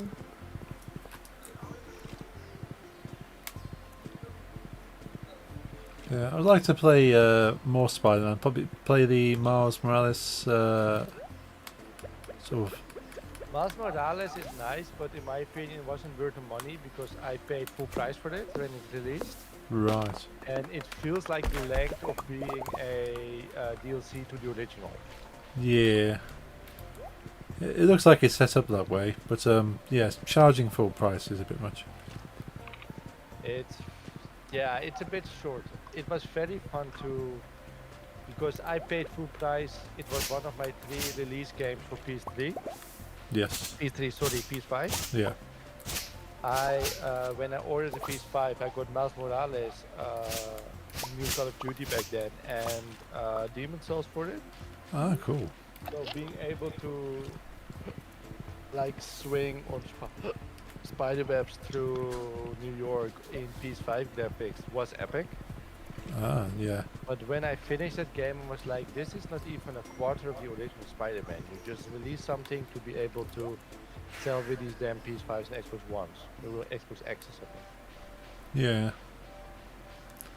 So it was a bit of a cash grab, in my opinion, because it's really short. Let's say it's 10 or 12 hours of gameplay, Right, okay. and just remember that this was PS5 release game, so I paid €80 for it. Ooh, yeah. For Yeah. 12 hours of entertainment, that's not much. And I don't mean 12 hours of storyline, Hmm. I mean 12 hours and I had every achievement in the game. Right. That's like full completion, effectively. But luckily Lisa bought a great game called Man-Eater for PS5 on release date, because I bought 3 games, those 3, and Lisa bought Man-Eater and Good one. Godfall. We both bought 3 games. She bought Godfall, Man-Eater, and Phoenix Rising. Oh, nice. Which is a game I really still want to try, because they say there's like 2 opinions from that game. One is this game sucks because it completely copies Zelda, and the other one is this game is cool because it feels like Zelda. Yeah. And I like Zelda, so I probably like the game. Well, yeah. I do not recommend Godfall.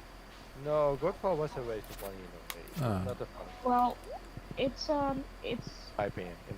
entertaining if you feel like playing some single player game without much of a story, just randomly attacking enemies, and it's good, but the story itself is so bad and basic.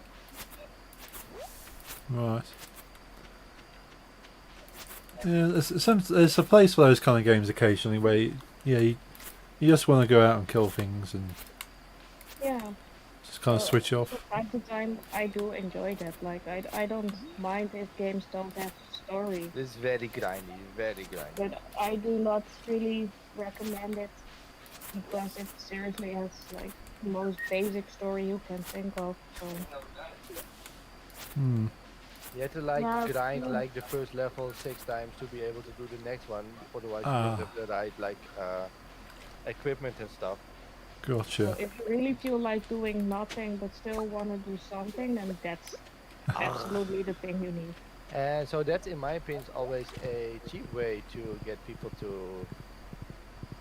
have more, make your game longer. While it's Yeah, not that long at all. Yeah. yeah.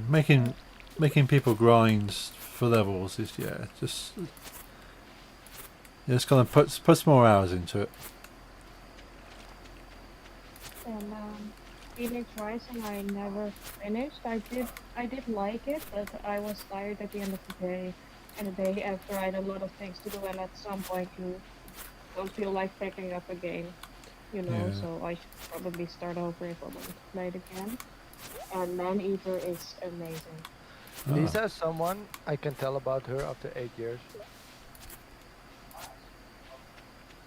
that can also easily be lose, like can be into something, and if she loses like being inside of that story, then she will like forget it for a long time. hmm. Yeah. Which happened to Phoenix Rising, but the same happened. She was really into Assassin's Creed, Oh yes. but then the game was No, buggy. no, no. Assassin's Creed was bullying me, so I am boycotting them. Then it became buggy because Assassin's Creed tend to be buggy the first month, which is, in my opinion, a horrible thing for such a big studio. Yes. She got angry from the box, and then a new update came, but she hasn't tried it yet. So I think she literally just reached England in Assassin's Creed Valhalla Yes. and angrily stopped playing. Yeah, Yeah. I was in some sort of boss battle, Okay. Yeah. and I died. Okay, that's bad. Okay, shit happens. Everyone dies in the game. But the problem was that I kept respawning at one point where like five enemies kept on hitting me and I couldn't do anything because I was spawning into like some fence so I couldn't move. Oh no. And that kept on happening and I tried for a couple of hours to get out of that bug. But nothing worked, so then I got angry. Yeah, that's understandable. Yeah, I only really just got to England on Assassin's Creed Valhalla. 'Cause I spent so much time running around the kind of the mountains and stuff around the starting area and trying to fight things that were too high. Yeah. But I read an article um, this week that apparently Ubisoft are stopping any support for it now. For Assassin's Creed? But yeah, for Assassin's Creed Valhalla, they were doing seasonal events, so every so often like a winter event or summer events, and Yeah. they're stopping that. So if you didn't play the winter event, you can't anymore. Oh, okay. And a lot of people on Reddit are not happy because they said, "Well, these were good stories. There was good characters, good like quests, but because they're seasonal, they're gone now." Because Ubisoft just wanting to put all their resources into the new games coming up. Yeah, I mean, people paid at least like We're gonna have a small 80 break to euros, give dollars, Aussies insight. whatever for it, and at Okay. some point they just decide that devs decide like, okay, you know what? Let's not support this thing anymore. I Mm. get why people are angry. If I still played it, and I've been thinking lately about getting back into the game, I would have been very angry too. Yeah. This is The thing is, for someone like myself who takes their time with a game, missing out on the extra content because I didn't do it in time always feels a bit bad. yeah, and it just like, why would you do that? It's not like Call of Duty with battle passes. Yeah, they don't have to make anything new. They just kind of set it on a timer. And Yeah, When it comes to it's that date, it just goes in. yeah, like a really, really weird decision. Hopefully, it means they're making the next one even better. But they've got a reputation of releasing a game and having to put a lot of patches in to actually Yeah, make it work. I'm gonna go brush my teeth real quick and give Ozzy his insulin. So Okie be doke. right back. Naming my goat.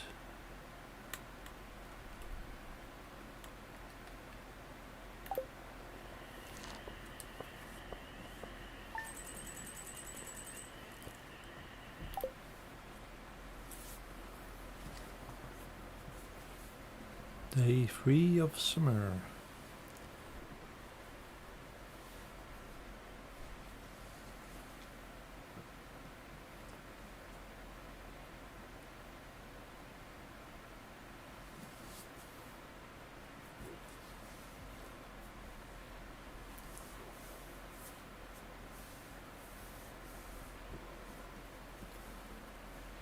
Yeah, I really should get back into Assassin's Creed.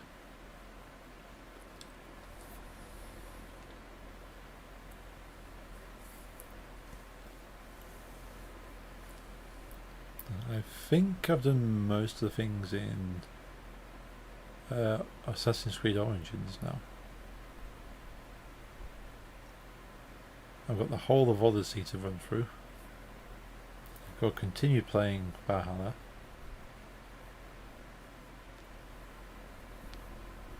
And get ready for Mirage. And there's too many game hours.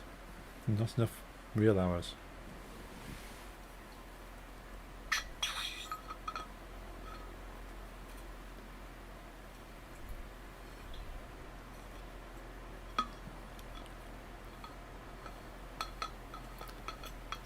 Hey Shane, recently started Odyssey, haven't played AC game properly since Ezio Collection. Good evening, by the way, good evening. Yeah, Ezio Collection was a good set of games. Absolutely loved the Ezio's saga and storyline. Yeah, really stole the show because Altair was fun, but he's mostly mute. And you can't really relate to a character that's mute. But yeah, Ezio has good personality, and following through 3 games to his into his old age and eventually sort of dying off. It's very good. But Odyssey, I've had Odyssey and I've only really started Odyssey. Didn't get a chance to play it much. Went back to Origins because I hadn't finished Origins. Because I wanted to finish Origins before I continued with Odyssey. Eventually finished Origins. Never got a chance to go back to Odyssey and then started Valhalla. Because Vikings. Games are just massive now. I can't keep up. Yeah, when you're a bit younger, when sort of your life isn't so crazy, you can put a lot more time into games. I feel as you get older, the time you can put aside to play games becomes less and less. So I've mostly been getting into like casual stuff, really easy kind of pick up, play, put down. Hence kind of Stardew Valley, I suppose, or Lego games. But you can't just play for an hour on an Assassin's Creed because like one mission might take you about that long. Be right back, Paul. Gonna brush my teeth. Okie dokie. Exactly, yeah. No, I really enjoy it though. As I say, sort of, I spent most of my gameplay in Valhalla just running around trying to tackle things that are far beyond my level, and it's obviously designed for you to come back to. But no, I'm gonna milk the starting zone as much as possible, and I only sort of got a few hours in England so far. But I'm enjoying it. It's a game I enjoy a lot. But as with any of these open world games, I will just go off on a tangent. I won't be keeping to the storyline. I'll go, oh, what's this over here? Oh, that's a monastery. Let's go see if I can burn it down. And then just getting great amusement from just burning things. And sort of just doing things that the game isn't pointing you at, but gives you the opportunity to do. It's the same with Yakuza series. You have to put aside pretty much the entire afternoon, evening, to get anywhere in one sitting. Ooh, I bet they're fun to play though. Yep, just keep picking up side quests. Yeah, I feel that's kind of a metaphor for life, really. So you don't tend to sort of progress too far in one direction in life because side quests are there, and you just keep picking those up. That's the way I feel, anyway. They are so fun, but the games within the game in Yakuza. Oh wow! So there's not only like things to do in the game which aren't the game. Yeah, I find that. So what game is that? It's been one of two games. Yeah, arcade. You can walk into an arcade and play games for hours. Or take it. Oh wow, nice. Yeah, there's a couple of games I've come across. Stardew Valley actually has its own arcade games in there. Got the Junimo Run game, so you just play that, and it's basically runaway cart jumper thing. And yeah, there's even like an in-game scoreboard and stuff, and you also got what's the? I can't remember the other one. You got like a shooter game that's inside Stardew Valley. And that's pretty cool. There's games within games. The one I liked is Lego Dimensions. Lego Dimensions has a arcade DLC pack. So, because Lego Dimensions was basically about selling DLC. You had the base game and then like 10 different DLCs, which you physically have to buy the figures for and stuff. But one of them was Arcade Kid, and you basically, his level is like an arcade. You go in there and you play all the old 80s games, like the 8-bit kind of games, from like the Ataris and all this, within the game. And you have to complete them to a certain score to get the gold brick. Why must they do it to us? Yeah. They give us enough to do in the games already without giving us arcade games to play as well. It's fun though. You can spend hours in a game playing a game. And then you realise, hang on, I'm actually got a full 3D gaming experience here, and I'm playing like a little arcade game in the game. But yeah, that's all that. That's a really cool level, the Arcade Kid one. And I think it gets overwhelming too. Yeah, you got so many things, all the things, and you just want to do them all. But no, there's part of the Arcade Kids level as well. Not only for the arcade machines in the level, but parts of the level are indeed copies of the arcade game. So like there might be like a maze runner game where you have to run around and kill all the enemies, find the key, and unlock the gate, and move on to the next level. That's actually part of the level. They've actually built it in, so you, as a little Lego figure, have to run around this maze, kill the enemies, find the key, open the gate, and go to the next level. So that was very fun that they did that. Very kind of immersive kind of idea that you can play these arcade games as the original games. So they must have like recreated the code or found the code, converted it, but then also adding it into the experience of the Lego game. So it's a very fun level. I'll have to go back and play Lego Dimensions on the stream again. That was a mainstay. It was my Wednesday stream. My Wednesday streams were Lego Dimensions at one point. But I completed the story, 100%ed the game. So I was basically just replaying levels for anyone that wanted to see the game. So it kind of got boring, but I own a copy for the PS4 now. I completed it 100% on the Xbox One, so I might do a complete fresh run through on the PS4 on stream. Did you finish Lego Star Wars? I finished the story of Lego Star Wars, still playing that on Mondays at the moment. This Monday just gone was my birthday, as you know, so I just decided to play Factorio as a change. But Lego Star Wars I'm still playing through. Completed the story, trying to get all the bricks, all the characters, all the ships and stuff. I want to see how far I can get before I get too bored of the game. I'm thinking what... because I'm torn. I might put it to a question on Twitter, or I might just put it in my Discord. We'll see how many people respond, but I might, when I get bored or move on from Lego Star Wars, I might not replace it with another Lego game.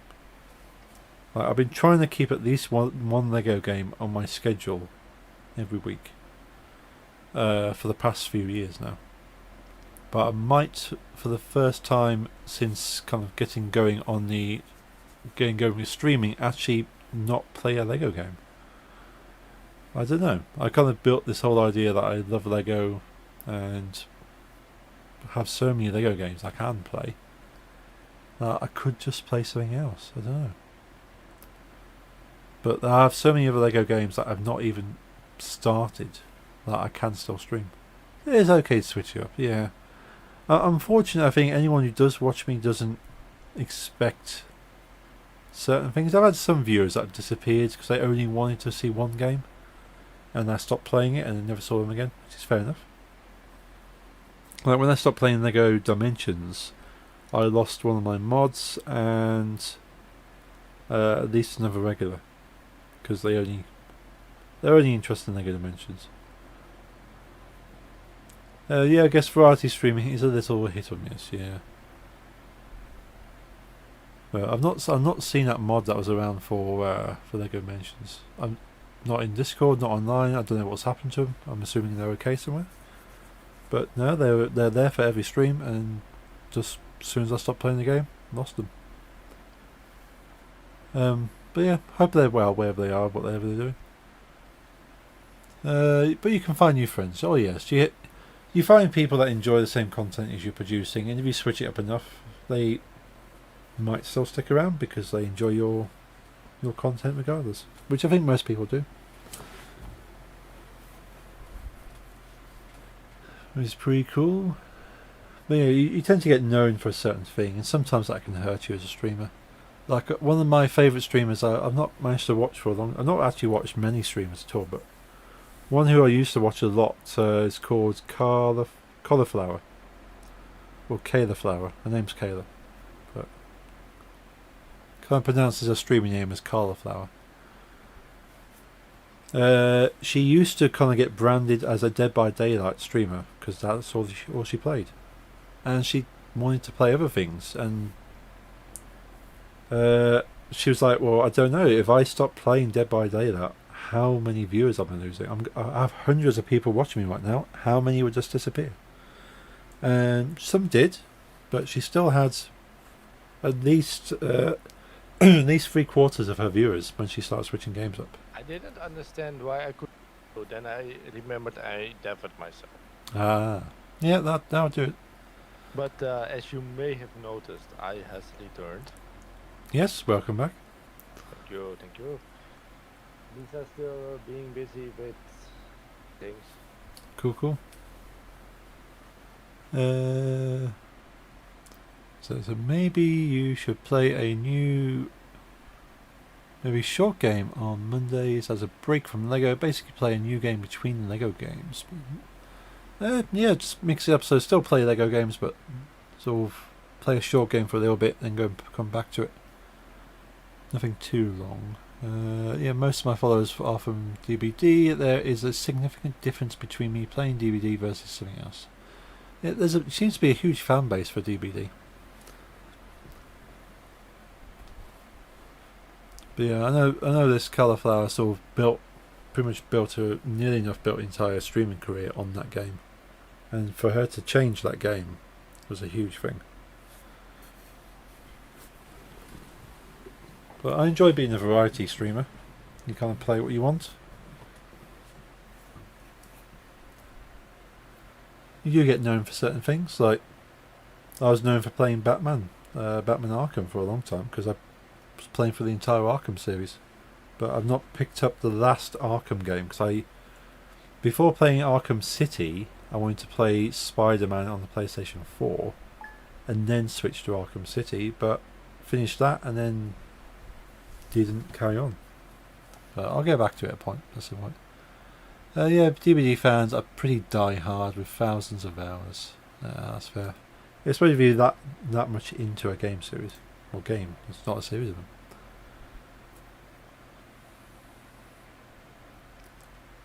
As long as they're kind of loyal to you as a streamer and not just sort of watching because, well, they're entitled to watch you just because it's DVD.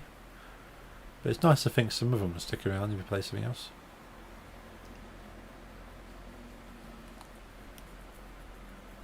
I've got to the point where my viewers, viewer numbers are so small, then I think everyone who does watch me isn't watching me for the games necessarily. Speaking of, they just announced Alien DLC. Ooh. So you actually get the Xenomorph.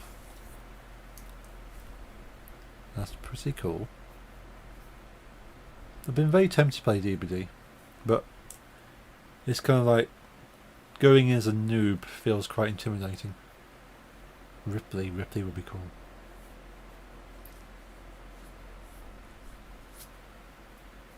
Yeah, I've been very tempted by DVD, but I just feel going as a noob, not playing it, running around panicking, going, I don't know what to do, and there's people screaming at me. If you want to give it a go, I'll play it. You find it much more fun with friends. Cool. I shall keep that in mind. Thank you, Shane. We all start somewhere, yeah. There's so many games like that though, where it's people. There seems to be communities where if you're a noob, you just get slated, and you think, well, hang on.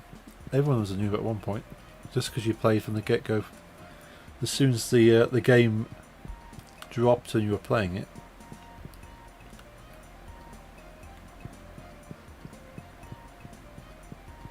Well, luckily there's no in-game chat DVD. I bet that's going to be toxic.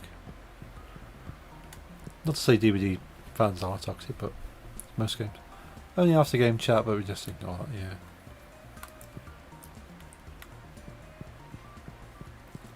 Paul, Yes, how you doing? I'm doing very good. Thank you. Your chat's busy. Small preference for. Oh yeah, sorry. No problem. No problem. Yeah.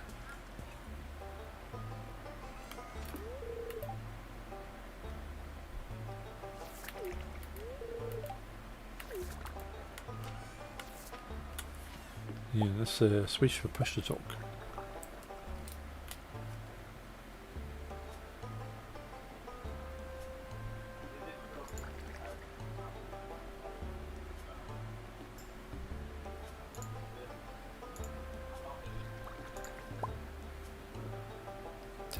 Test. Awesome. We're on push to talk now. Like a natter away. Yeah, I keep forgetting sort of chat goes quiet for a few streams. Should really set up my foot pedal.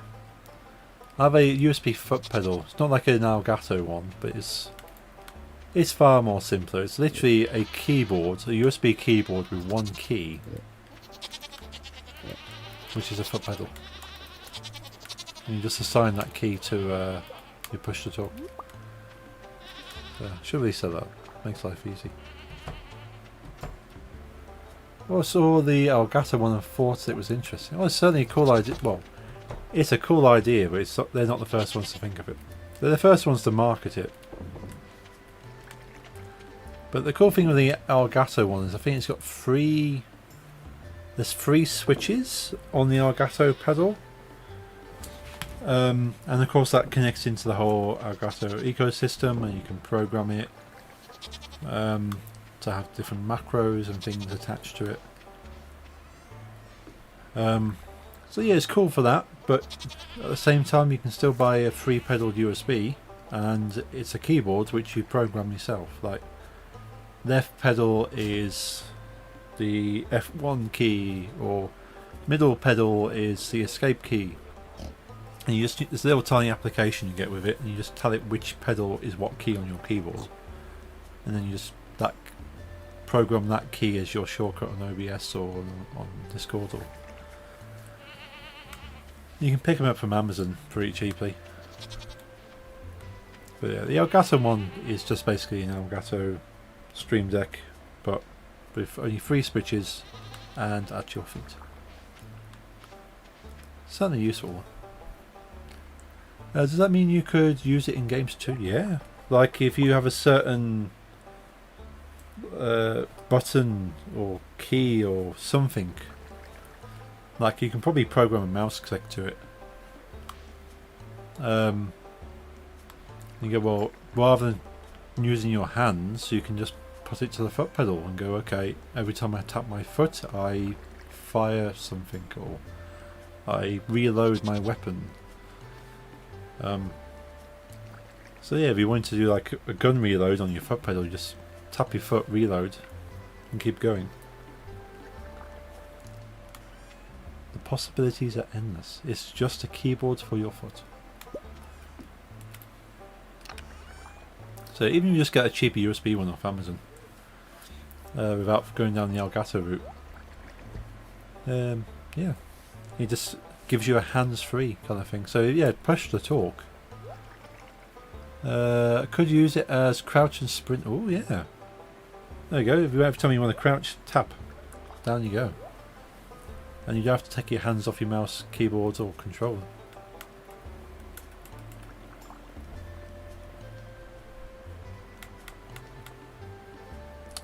What do I want to do? I want to sell some of these things. What a world we live in. We're in such a world that you can control games with your feet. But it's also good for like people with mobility issues as well. I think if you haven't got the kind of the grip or the dexterity in your hands and you want to have a quick reaction but your hands can't react quickly but your feet can, and you think you need to do a quick time event or quick reaction, assign it to the foot pedal, and that allows you to still be quick with hands that aren't so much. So cool, yeah. So I should really find it. I've got it wrapped up somewhere. I bought it as a novelty, but this will be cool. I was going to use it for my DJing and have my microphone attached to it. So every time I tapped it or held it down, it would engage the microphone, and I can then release it to turn the microphone off. But at the moment, I've just got like a little switch hanging underneath my decks, which I kind of click and hold. And as long as I'm holding it, the microphone's engaged. So it works. And I'm usually not wanting to talk while I'm doing things with my hands anyway.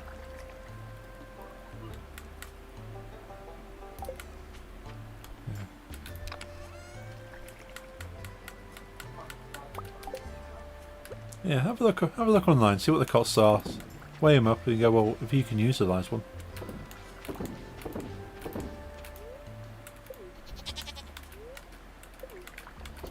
But yeah, I need to dig mine out and use it for my push to talk, because at the moment my push to talk is assigned to the thumbstick on my controller.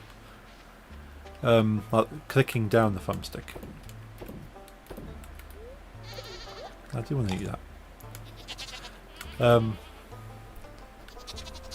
So Stardew Valley doesn't have a thumbstick click, so that works perfectly good for Stardew. Any games that do need to click the thumbstick, I'm going to have to reassign the push to talk. But Stardew Valley is my only game at the moment that I'm using chat on Discord for. So it's all good.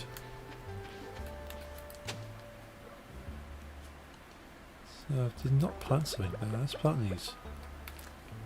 Find out what we get. Yeah, let's give them a spot of water as well. What are we doing for time? Cool. I reckon we got another 45 minutes.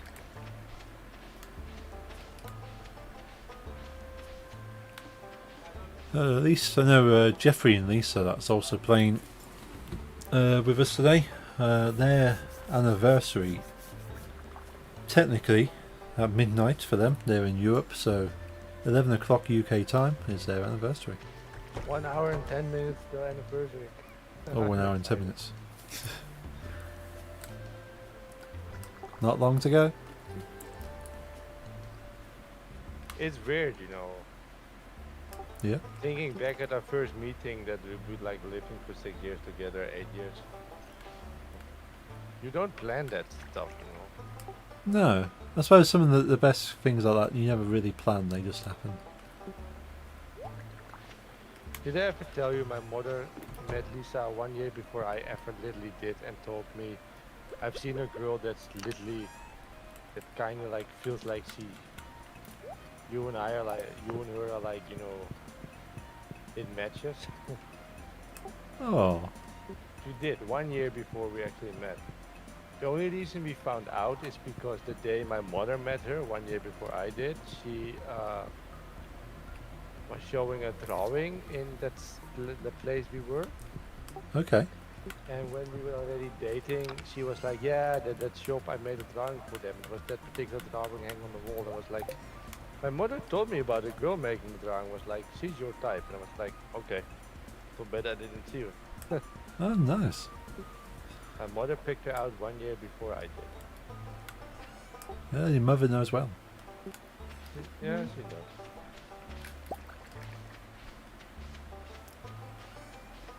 My mother's the type of person that even when she doesn't know best, she claims she does. Yeah. Standard. And if proven wrong, it just angers her, so never do that. Of course, no. Never anger your mother. I don't know if that's an Indonesian woman thing, but her sisters and mother were the same, so I don't know if it's a family thing or it's cultural, but never tell them if they're wrong, especially when they are. Don't do Yeah. that. I find that's generally a woman thing. I don't know. You never But told I've Lisa met she's wrong. multiple women in my life, but the ones in my family are particularly difficult. That's why they all hate each other. Yeah, Well, I can in- see similar personalities don't work well. Sometimes yes, sometimes definitely no.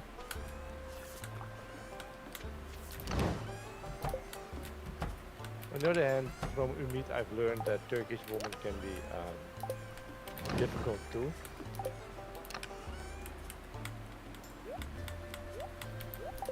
I have no experience yet with English women.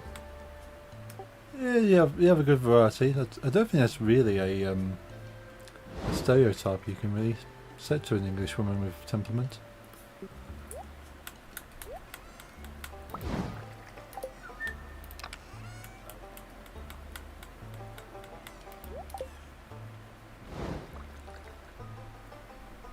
That was my play it safe answer. But who rules in that?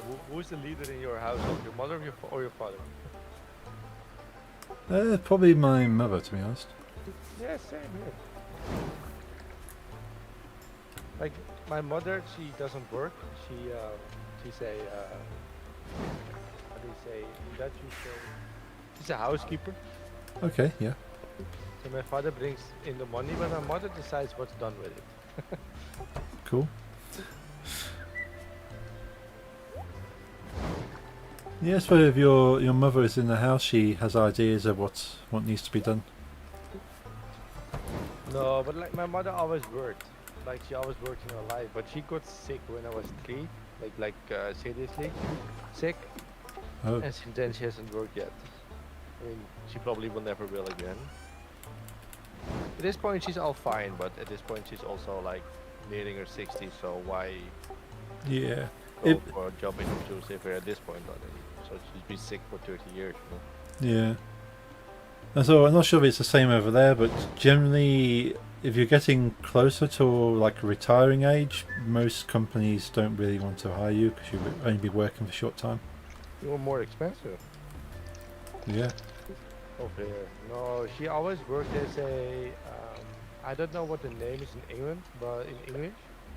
But Right. she was the person that worked for the government that you would go to get your license extended or a passport or declare that you had a son or a daughter, you know.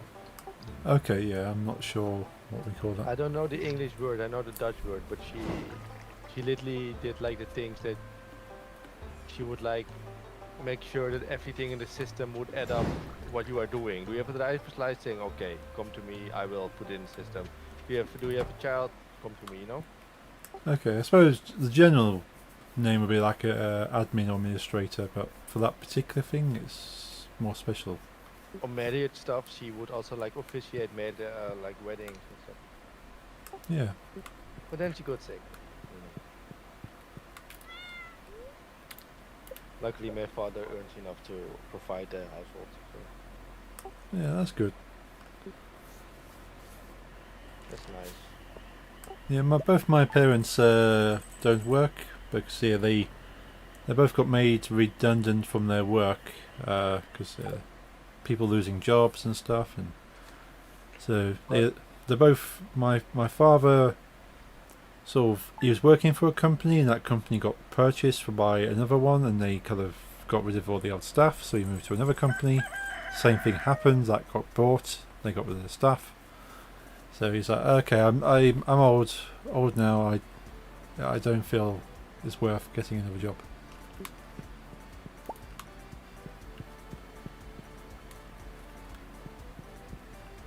But your parents probably are older than mine, since you are 10 years older than me. Yes, they're at retirement age. Yeah. Why do both of our wives look like a pregnant? I mean, my father is going to be 60 this October, and my mother is going to be 85. Yeah, 85. Oh, nice. Are your parents older? Yeah, my mother is. What was she? Don't know exact age. I'm going to have to calculate it.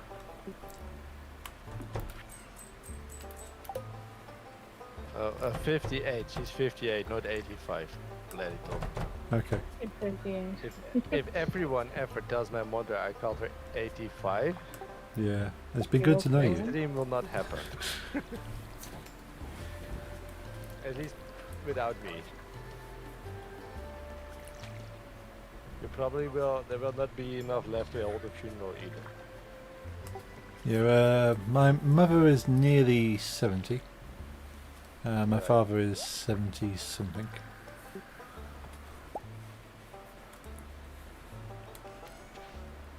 My mother is a very nice lady. Oh, good.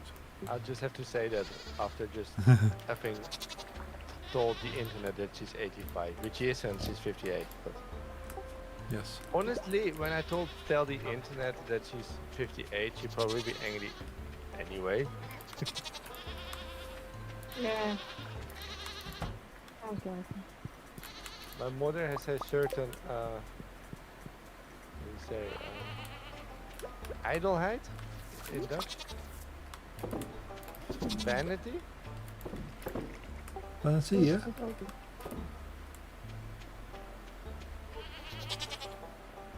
Mums will be angry unless you say they are they're in their 20s. Do you like grime music, Paul? Some. Not a lot of it. It's from your country. I'm obsessed with it. Yeah. That is true. Yeah, grime is kind of like a hip hop, but not a bit more street, I think. I always see it as like hip hop, but more trap dubstepy. Yeah, a bassier kind of hip hop, I suppose. It's very nice. Like trap, I don't mind trap because trap is basically again just heavier sounding hip hop.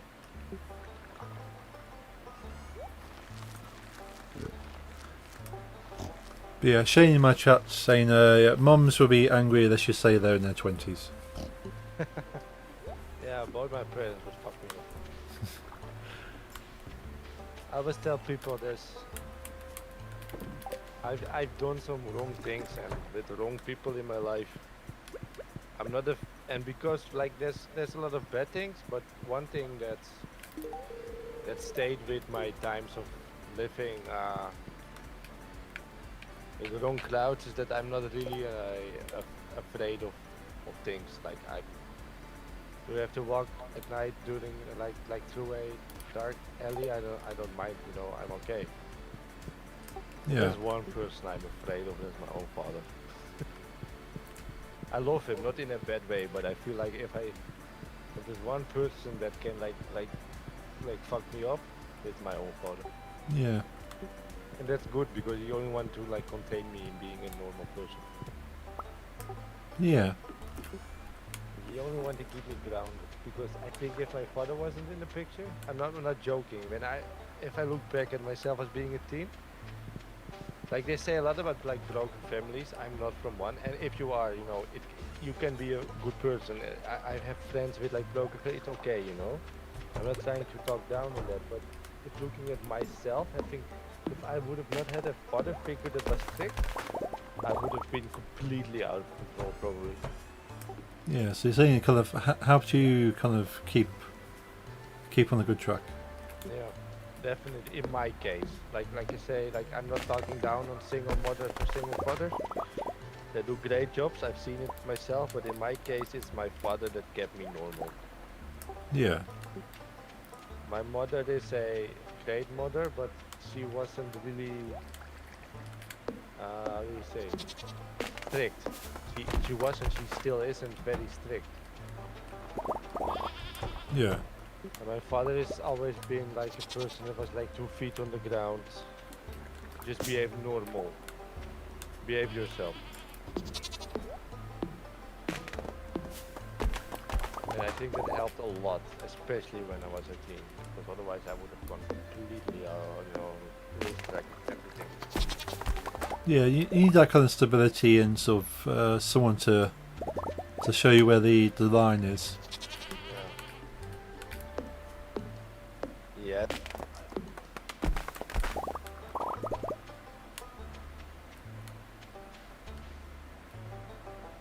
Ooh, nearly.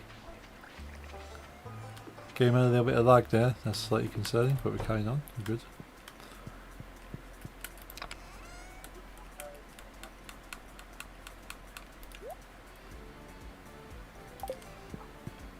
And like disclaimer, my aunt is a single mom with 4 sons. She was doing great, so you know I don't want to sound disrespectful.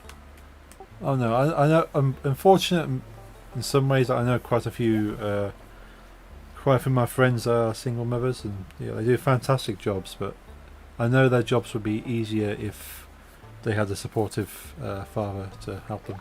It's more like saying like it's more me than being parents. Like I was a difficult child, Yes.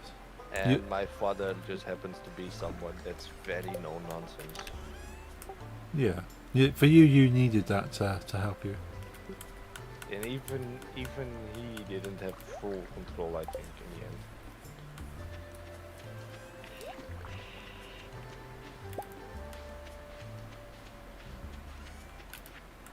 Like it doesn't need much details, but I've done some weird things. Hmm. Yeah. So sometimes you can't help the circumstances, and sort of the main thing is you recognise these things and you know where you come from, and yeah, just doing your best, I suppose.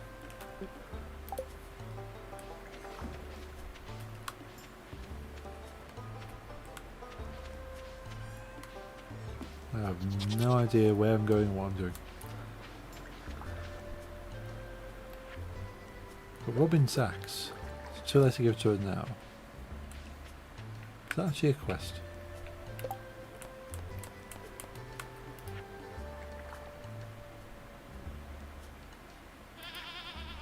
Robin's request, is that part of that? Pieces of hardwood.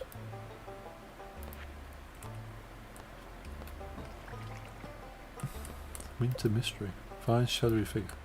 Sure I did that. There you go, Robin's lost axe.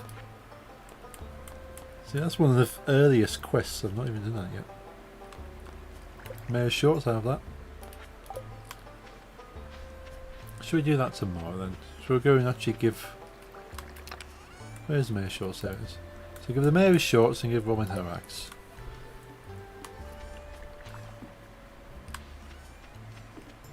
This is I do not recommend this to anyone. I recommend anyone to not do this, but it's something I did in my life. It's not a big thing. I still have the scar on my arm. But like I said, there's two people that can keep me in control. My father physically and mentally is stronger than me in both ways. Very, very much above me. Like I can't compete. My mother isn't, but my mother would just set the dogs on me probably if I did weird. Yeah, I suppose mothers have And their when way. I'm saying about not trying this, this is a very just disclaimer. This is a very stupid thing to do if you own guard dogs. But I was simply wondering how far a dog would go in protecting an owner. And I decided Ah, to pretend fight with my mother, like pretend to hit. Like I didn't, I would never hit my mother, never. But I was like my fist, like 1 centimeter, like pretending to hit her. And I was like, just to see how far her dog would go. yeah. Which ended up with a big scar on my arm I can still show. And like I first did, like, and she was cooking, and I was like pretending to fight my mother, like playing. But a dog doesn't see the difference between play and not play. No. So the dog went in between of us, like warning me, like we're not doing this. But I was like, is this how far the dog goes? Let's continue. Dog starts barking. I'm like, this is just sound. How far does the dog go? And and she bites me in my arm. She literally slams me on the ground and stands on my chest and looks me in the eye. And all I could see was death. Oh wow. And I had my answer. This is how far the dog goes. I Yeah. have the scars on my lower right arm. And I agree with this. I wasn't even angry. This is what I wanted to see. I wanted to know what would happen. Yeah. As you say, very silly, but you found out. It's very stupid. No one ever do this. But I wanted to know how far my dog would go for my mother. It's quite far. Yeah. That dog said, no, you get down, you shut up, you don't do this. Yeah. It's funny because, yeah, I don't want to go into too much details, but I fought my father once when I was 16, and for real, I had a very big fight, like physically, and I was grabbed by the door by another dog, another dog by his, which also lasted some scars on my arm. Ooh. Also my mistake in a way, but also his. But we had a bad relationship when I was 15, 16, and which ended up in a physical fight. Which ended up with the dog siding with him, which after that sided with us having the best relationship ever because talking everything out that ever happened. But what did last is that I have 2 scars on my arm from 2 dogs. Now we have a 3rd dog, and I decided right arm is scar arm. Every dog I ever owned needs to leave a scar on this arm as a memory.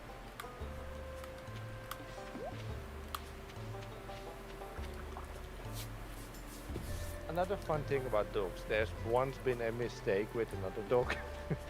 Oh dear. This is not about protecting anyone, but there was a mistake where my dog accidentally bit me. This literally was an accident, just a wrong, how do you say, I'm better at Dutch than English, but let's say the dog grabbed something wrong, and the thing that was grabbed instead of the thing that should have been grabbed was my forehead. Oh. And I bled, and a Rottweiler's bite, even when a mistake is hard. Yeah. And like the blood streamed to my chin, from my forehead. And I had a Ouch. wound in my forehead, of course, Yeah. It was a mistake, I swear. Like it's great dogs. Yeah, she felt very bad. Uh-huh. He felt very bad, but I had a mistake. By mistake, I had a wound in my forehead. And then that dog died 6 years later. And I've got pictures of the wound. So, and I sometimes saw it. And once that dog died, I wasn't at home. But the moment that dog passed, I'm not joking here, the shape of that wound started to like form in my head. Oh, like a memento, you know. yeah, Yeah, Like my skin, it became red, like irritation, you know, yeah. in the shape of that bite. It's very weird, Very weird, but yeah. it happened.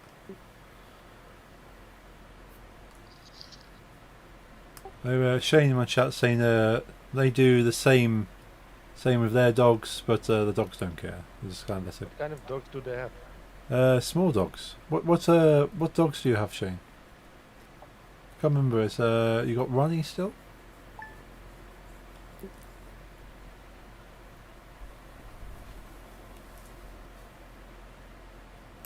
Pomsky and a Pomeranian.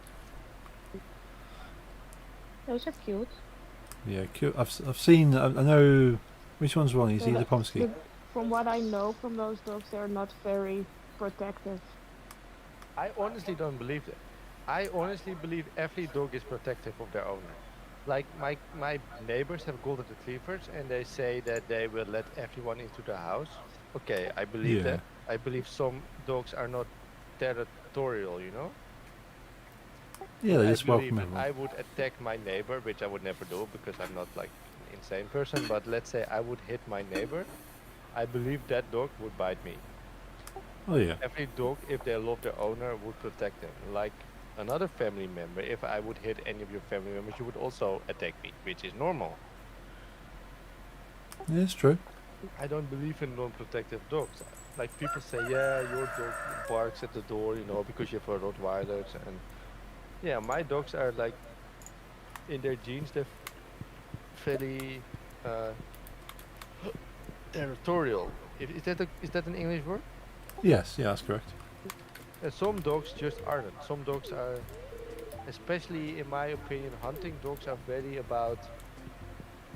They don't really have like a small area to protect. They're very like roaming dogs, you know. Yeah. But I believe every dog with love would protect their owner, like a Yeah. family member, you know. Oh yeah. Shane's saying here that their dogs would definitely be protective, but they just don't get in between them and their mom when they're fighting.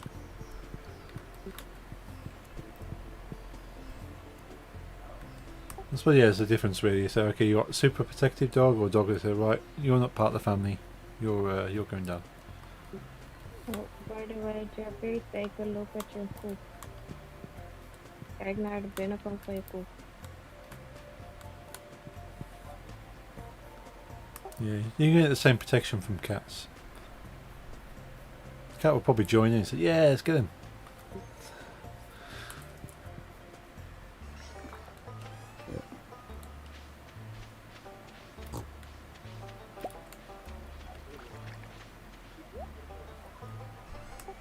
Dogs are very loyal.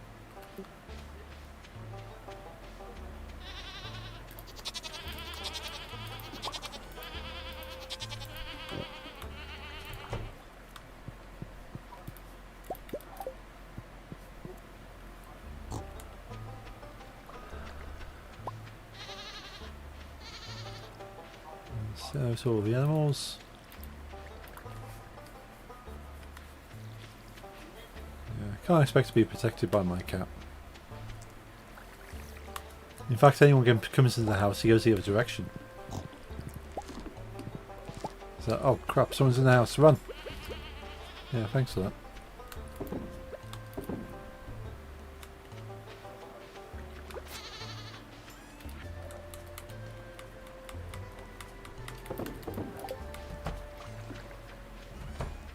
Let's go and find Mayor Lewis and Robin.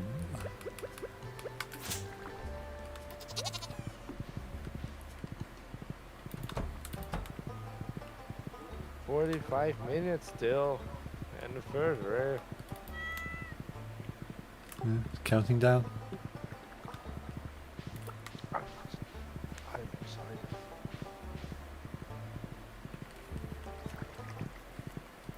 Although I haven't had whiskey in a long while today. You're on the whiskey. I like it. But they went up in prices, it's insane. Is it the same in the UK? Prices in the Netherlands for anything like consumable, being food, drinks, whatever? It Oh, went yeah. up. Yeah, if you just want to buy like all your groceries for the week, and yeah, it's costing you a lot more now. It's insane. It's at least in this country, like I went to do groceries with my mother. I mostly the people to do groceries are my mother and I. We always do it together, and suddenly we had like a bill of 150 euros at like the register. Like, and I told her like, what the hell did you buy? And she told me this is current groceries for 4 people. I Yeah, was like, 1 year ago this was 60 euros. He said yes. It's just what happened.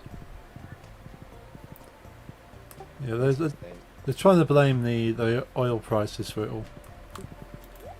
Yeah, I mean, I think it's partly true. I think it's partly we know we can up the prices, so we just do it. Yeah, it's an excuse to go. Okay, yeah, things are costing more, but we're not going to let on how much. We're living in hard times. What the Yes. hard?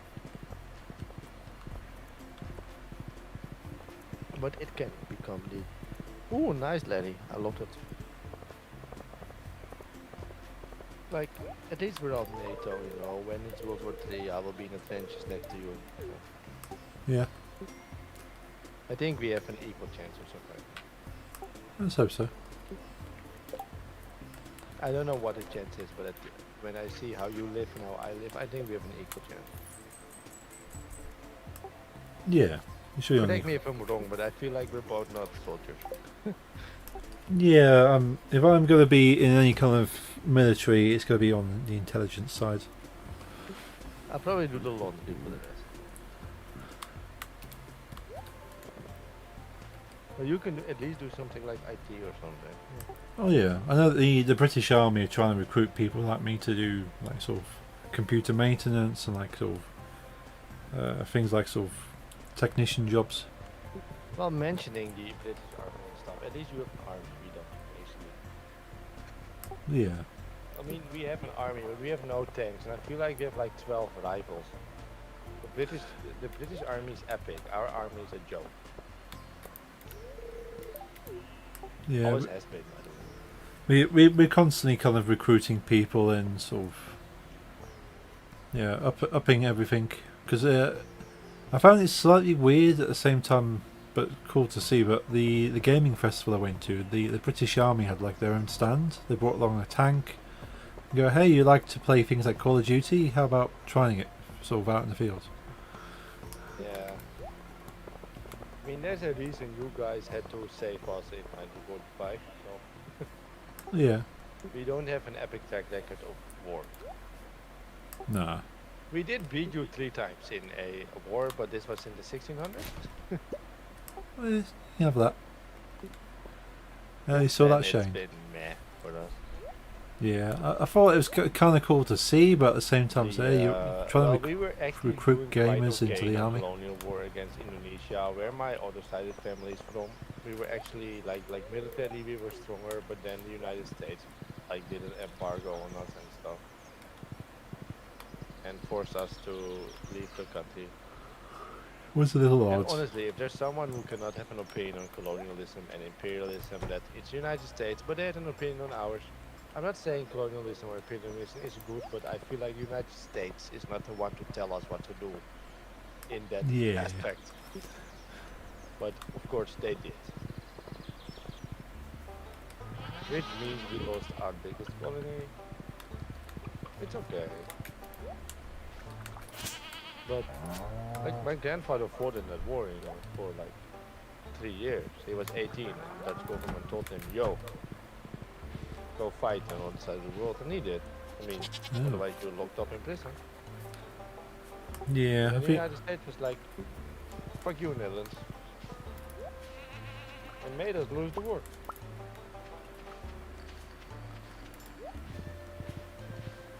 I don't know if you've noticed the last couple of years I've been talking to you. I'm not a very big fan of United States. yeah, I've picked up those vibes.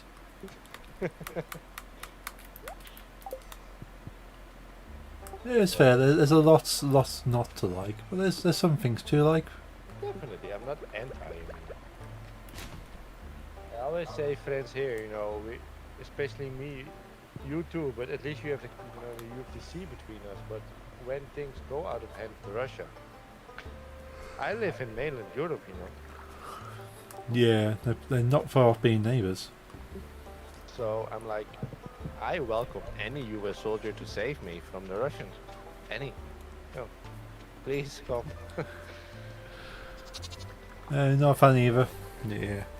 You know, in a way, I feel like it will not escalate, but on the other hand, they said the same about 1939, so.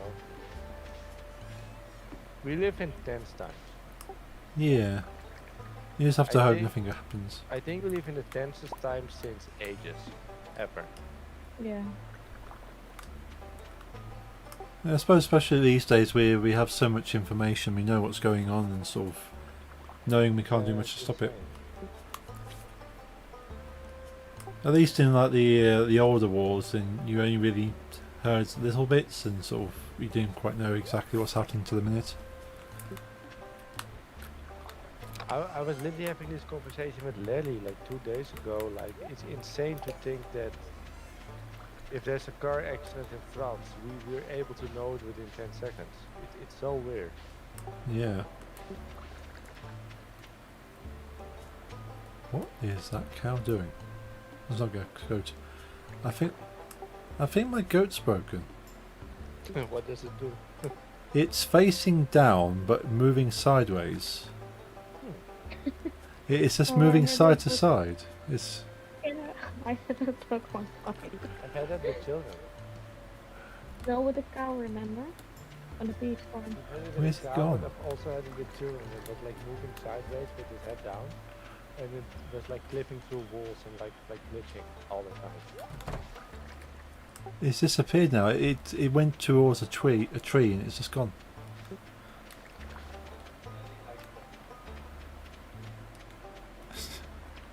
It was here. Maybe it went inside. Yeah. Just went inside. Maybe it was going towards the. Yeah. I think it was a little bit of lag because I've just seen you flying around, Lisa. Oh, yeah, that might be the issue. But yeah, it was probably trying to move towards the barn and then the game was lagging and it wasn't quite sure, so it went back again and then tried again. Yeah, probably that. But yeah, Shane, you're not a fan of the USA. I've been to America 3 times now. Fortunately, to see friends. So I've got to see the cool parts of the the typical everyday life America. Going in November, nice. Yeah, I've been to Los Angeles for TwitchCon. Also went to Universal Studios when I was there. Been to Texas for PAX South. Been to Boston for PAX East. And then also went to South Carolina because that's where my friends live. So went to South Carolina, then flew from South Carolina up to Boston for PAX and came back again. So yeah, it's been cool. Sort of, apart from going to Los Angeles, the second 2 times I've gone to visit friends and then gone to a convention. What you got anything specific in mind when you go in November? Going to Minnesota with the UK Vikings fan club. Nice. That's quite a unique experience.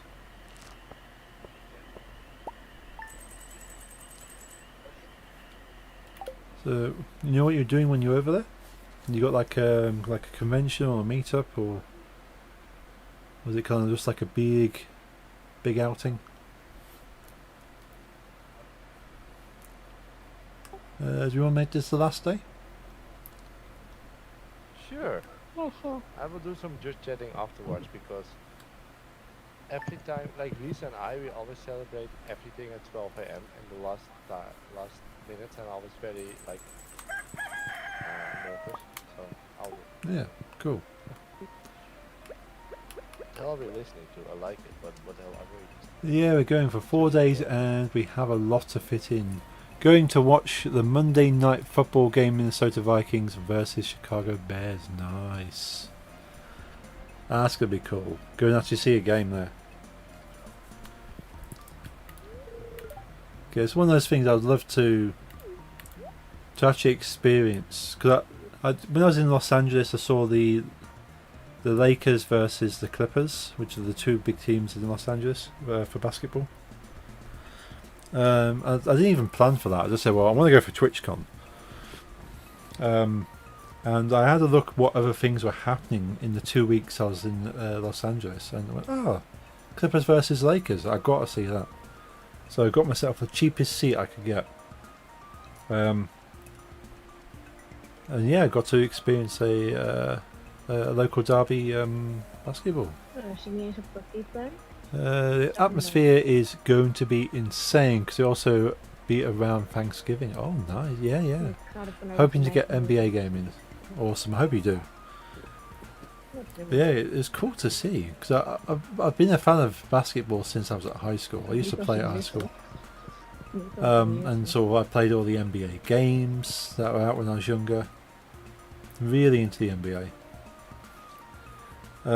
Never really had a team. I kind of liked following the Bulls because obviously Michael Jordan.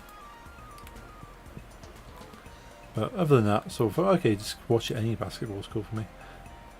I want to be more into NBA, but the games are not silly times. Oh yeah, if you want to watch them live, you have to basically sacrifice any sleeping pattern. Minnesota Timberwolves for me, awesome, of course. Also, everyone but Nix, I'm sorry Nix, not Oh, personal, poor Knicks. has crops in the... Oh, Nix has one crop in the greenhouse, one. There you go, one group. The rest of us has everything. Lisa, I, and you have all your strawberries already. Your Asian fruits aren't. Cool. So next you are included after you made a mistake. Do not eat the crumb. But yeah, that's gonna be pretty cool. Okay, yeah. Yeah, I hope you get to do everything you want to do, Shane. Obviously, you're not going to get to do everything, but realistically within your time. 4 days isn't very long, especially if there's travelling involved. So excited, I bet. Als je zo daar nog goed met mij. Dat heeft mijn gouden Asian fruits ook allemaal al echt niet nodig. Yeah, I would like to go back to America. Because again, just to see friends again. I've made so many friends in America from streaming. And yeah, the friends I went to see is only because I was one of their mods for a long time. I just said in the chat, I was going, oh, I'm going to be coming over to America. Go, oh, hey. So you hang at our place. Oh, cool. That's very kind of you. And they put me up in their place for a bit. Well, the way we're looking at it, once we have the confidence to go again, that's awesome. Yeah, it's quite daunting. I found it quite daunting. So that's a long way to fly. I've never flew anywhere near that kind of distance before. Is that well? I'm gonna have to go. I was going by myself as well. The first time when I went to Los Angeles, going by myself on a 10-hour flight because it's to the west coast. Was it 10 or 12-hour flight going to the west coast by myself. First time I flew by myself. Never been on the plane by myself before. It's always been with family or friends, so that was kind of like daunting. And then to go to a new country by myself and going around a massive city like Los Angeles by myself. But at the same time, it was really exciting because I was fully in charge. I had no one to say, oh, I don't want to do that, or I don't know, can we do this instead, or I want to do this but you don't. And didn't have to kind of work with other people to get things done. Is that what? Paul, Yes. have I ever told you that I would Maybe. always ask 3 questions to new streamers I met? Yes. And I told you. Yes. Okay. Yeah, Will yeah, not. I think you tried to ask me. You didn't answer, did you? No. That's good. Smart. Yeah. I can't remember if you wanted to ask me or you did ask me, I have no clue. but you told me you wanted to at least. Yeah. It was kind of like a way of if people are really nice or easy to ban, if you know. Yeah. Yeah.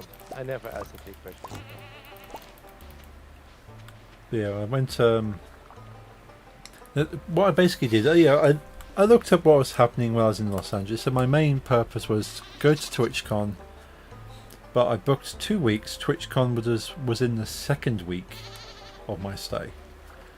So I thought, okay, I'll go for a week before, get a lay of the land, enjoy Los Angeles as a place. And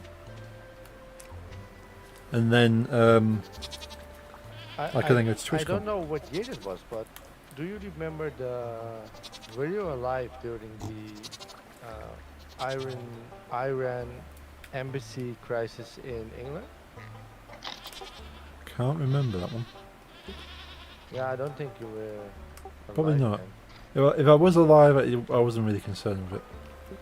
No, but like there was a hostage situation in the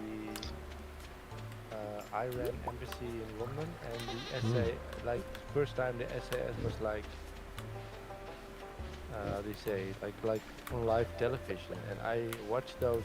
I was too young to remember. Probably in like early 80s, and I've seen Ah. those videos. It's epic. I might have to look it up. But yeah, I don't remember seeing that. Yeah. There's a thing. Oh yes. Yeah. So I thought, okay, TwitchCon in the second week, and then I'll have a week I can do something else with. And I thought, okay, what I'll do, I'll break my stay up, and I booked a week in Hollywood. I actually got a fairly cheap motel in Hollywood. Stayed there for a week, so I could do the whole Hollywood Walk of Fame, sort of look at all the attractions, go up to a Universal Studios. Went to the Griffin Observatory on top of the hill. Went to the looked at the Hollywood sign. Did all that in week 1. I think the NBA game was also in week 1 because the stadium was just south of Hollywood, so I just got the bus or the train. Transport system in LA is like the public transport in LA is pretty decent. Like for like a, I don't know, I think for like I put something like $7 on like a travel card, and that did me for the entire stay. It costs something like 50 cents a ride, like even on the trains. Dirt cheap. It's not like the most glamorous of things, but then you look at some of the buses and trains in the UK, they're not exactly glamorous. But it's no worse than Los Angeles. But dirt cheap travel. But yeah, did all that in week 1, and then went down to Long Beach, which is out on towards the south of LA, where they had the convention held by the docks. But apart from booking the tickets for the NBA game, I didn't really plan when I was going to do things. I just went, these are things I would like to do, and I just woke up every morning in this motel, got my laptop out, because I took my laptop with me, got my laptop out, and had a look online, went, yeah, I can go up to the observatory today, what's the bus times? Had a look, went, cool, okay, there's a bus going at this time, catch it from this bus stop, and Yeah, just call it. It's okay. Last bus comes back at this time. Make sure I get that bus. Yeah, I just basically winged it. Apart from obviously sort of working out how to get there, get back and stuff. But yeah, I just kind of, well, I'm free to do what I want. If I want to lie in for an extra hour, I lie in. I haven't got someone go, hey, come on, get up. We want to go here. So I really enjoyed not having a travel partner. It was scary at first, but hang on, I can do exactly what I want. It's my holiday. There's nobody around to kind of impact that. Obviously, I'd love to have a travel partner and kind of agree on things and go, cool, let's go do this thing together. But at the same time, I got to explore it in my own time, at my own pace. What are these goats sleeping out here for? But TwitchCon was cool. It was a massive convention. Got to meet some of my favourite streamers at the time. That Cauliflower who does DBD, she wasn't too big at that time. She wasn't a big streamer, like a famous streamer. Didn't get all the sponsorships before then. So she just met people outside the convention. So, hey, I'm going to be by the fountain about this time if anyone wants to come and hang out. So we hung out by the fountain outside the convention centre, chatted and stuff, got a photo. That was really cool. I'm glad we're going as a group to build confidence to go alone next time, but I think they mentioned the only day we'll have free is a Sunday. Oh, nice. Yeah, it was nice. Now she's got like panels and she's got sponsorships, and she was still the same streamer that she always has been. Same person, but because she's more well known, she can book like the signing tables and stuff you see like. But yeah, she wasn't big enough to actually get her own table. Excuse me.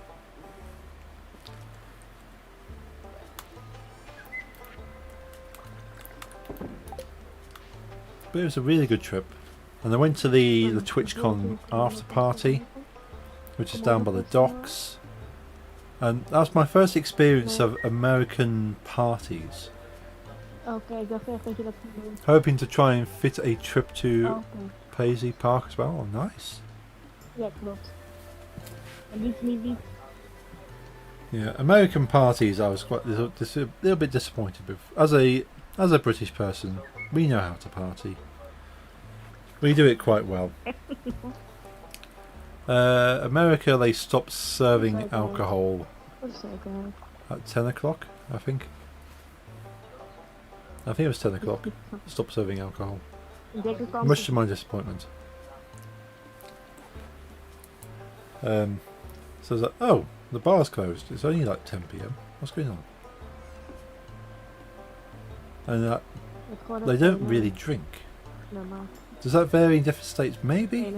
You might have to check out local to where you're going, what time the bars are open till and stuff, and what time they stop serving. But generally, the culture over there isn't like 24-hour drinking. They don't drink a lot. They might think they drink a lot. To them, they probably drink a lot. So it's like, oh yeah, we get absolutely wasted. We drink lots of beers. But then they finish at like 10 p.m. But it might have just been for that party. But I think if you had like a nightclub, I think they go later. So I went to a nightclub in Boston. We were there to at least 1 o'clock in the morning. But that's like a nightclub kind of thing. So, and that was on the East Coast rather than West Coast. So maybe different states, different times. But it still wasn't as late as some of the clubs in the UK. Like I've been in places that kick out like 4 in the morning. Sorry for the Dutch. Non-English. No, I wasn't on, But I was debating whether Jeffrey should show a certain band on stream or not. We came to the They're conclusion that it's controversial, but Lady says that French cannot sound like hardcore. But I know some metal bands and rap bands that are very badass while they sing in French. Oh yeah, there's some pretty decent French bands. Right, was that our last day?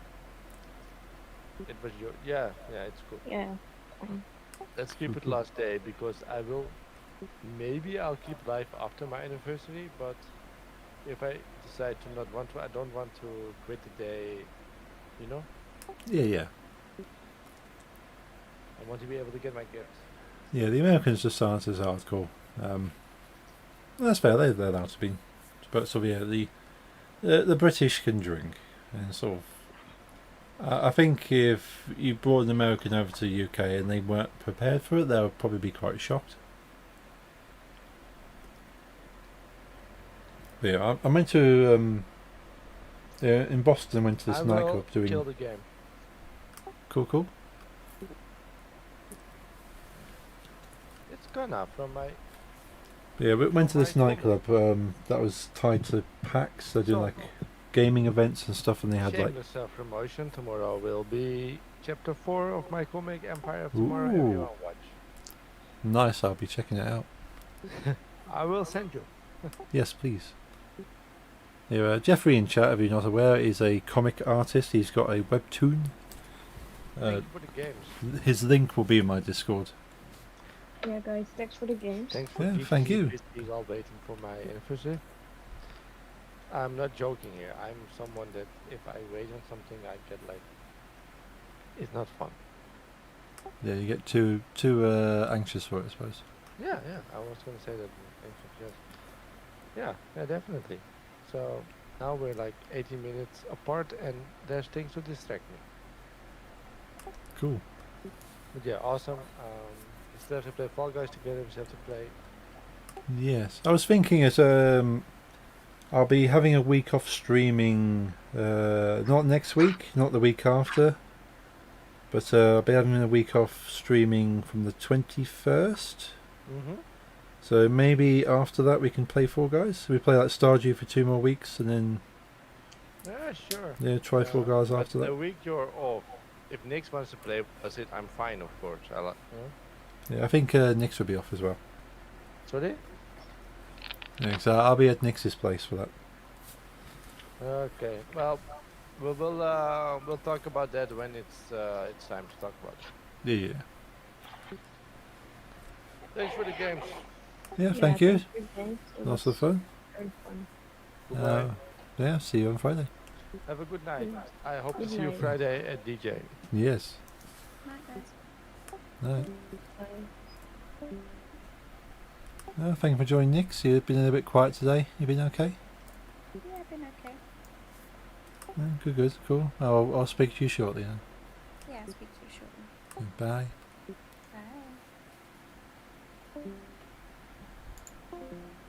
Bye. Disconnect from Discord. Yeah, so I went to this club that was like attached to the convention. Well, not physically, but associated.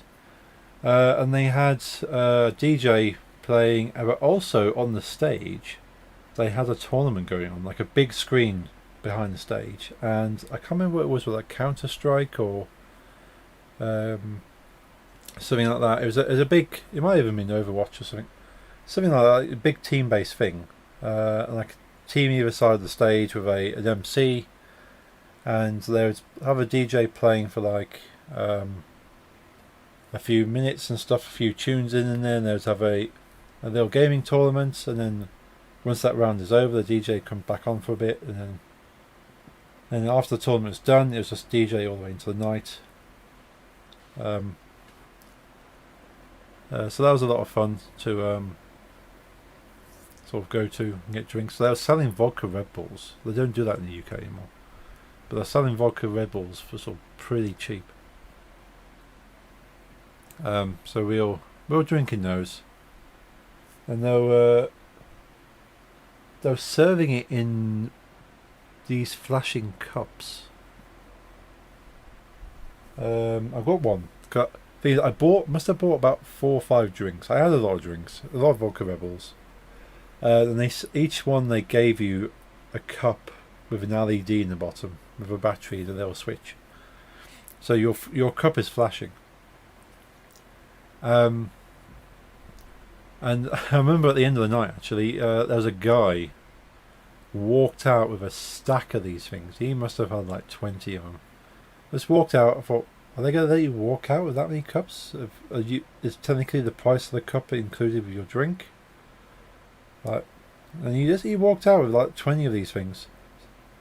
I thought, well, I've only got a small bag.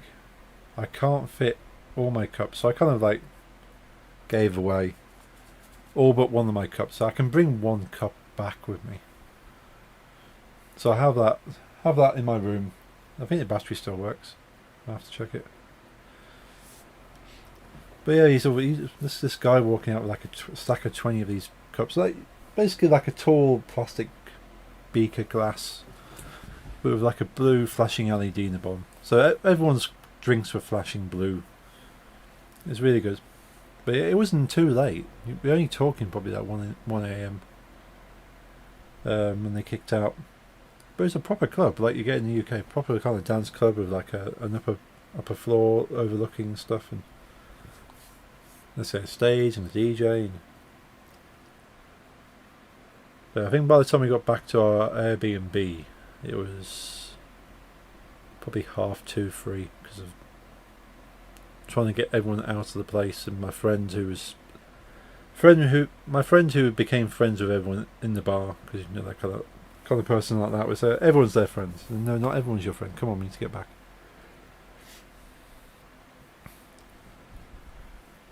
And I probably drank more than she did, but then I am probably twice her body mass, so understandable. It was a lot of fun. I hope you have a lot of fun as well, Shane. So yeah, get a taste of America and have a think what you want to do, and then visit again. But there's so much more I'd like to do in America. Like, I would like to go to New York briefly. So New York has the New York Comic Con. So I'd like to book a trip that includes New York Comic Con. I'm just excited to visit Target and Walmart. Oh, that's an experience, Shane. So you can probably like jokingly say like visiting Walmart. I went to at least 2 Walmarts. I went to one in Texas. It's basically the size of an airport. Like the airport in Edinburgh is is the smallest airport I've ever been to, but it's smaller than Walmart. It's like you walk in there, you can't see the other end very easily. Well, you can see the other end, but it's kind of like you could shout and they couldn't hear you the other end of the Walmart. It's the very definition of a department store. Like anything you want is in the Walmart. They got a section for cars. They got car tires on the shelf. You got car parts. You got fresh bakery. The other end. You got clothing. Anything you can think of is in Walmart. They're basically your one-stop shop, which is probably why it's kind of a bad thing. They do all the local specialty shops out of business because Walmart stocks it all. Like in the UK, we have supermarkets, and yeah, the butchers have disappeared, the bakeries have disappeared because Morrison's has their own bakery, it has their own butcher. But Walmart goes one step further and just does away with everything. So it's massive. And yeah, my American friends I was there with, they're just strolling around Walmart, sort of don't quite understand sort of how this feels to me, because this is like 4 times the size of the biggest Tesco I've ever been in. Like, I've been in like massive Tesco extras, and that feels big. And this is like 4 times the size of that. That's going to be experience, Shane. You walk into that Walmart, your jaw will bounce off the floor.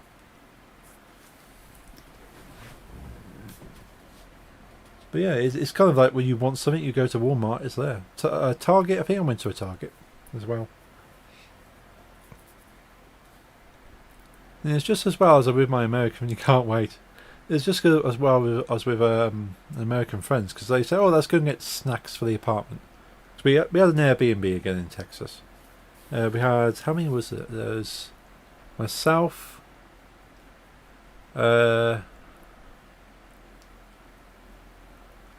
many of my friends was there? So it's 1, 2, 3, 4, 5, 6.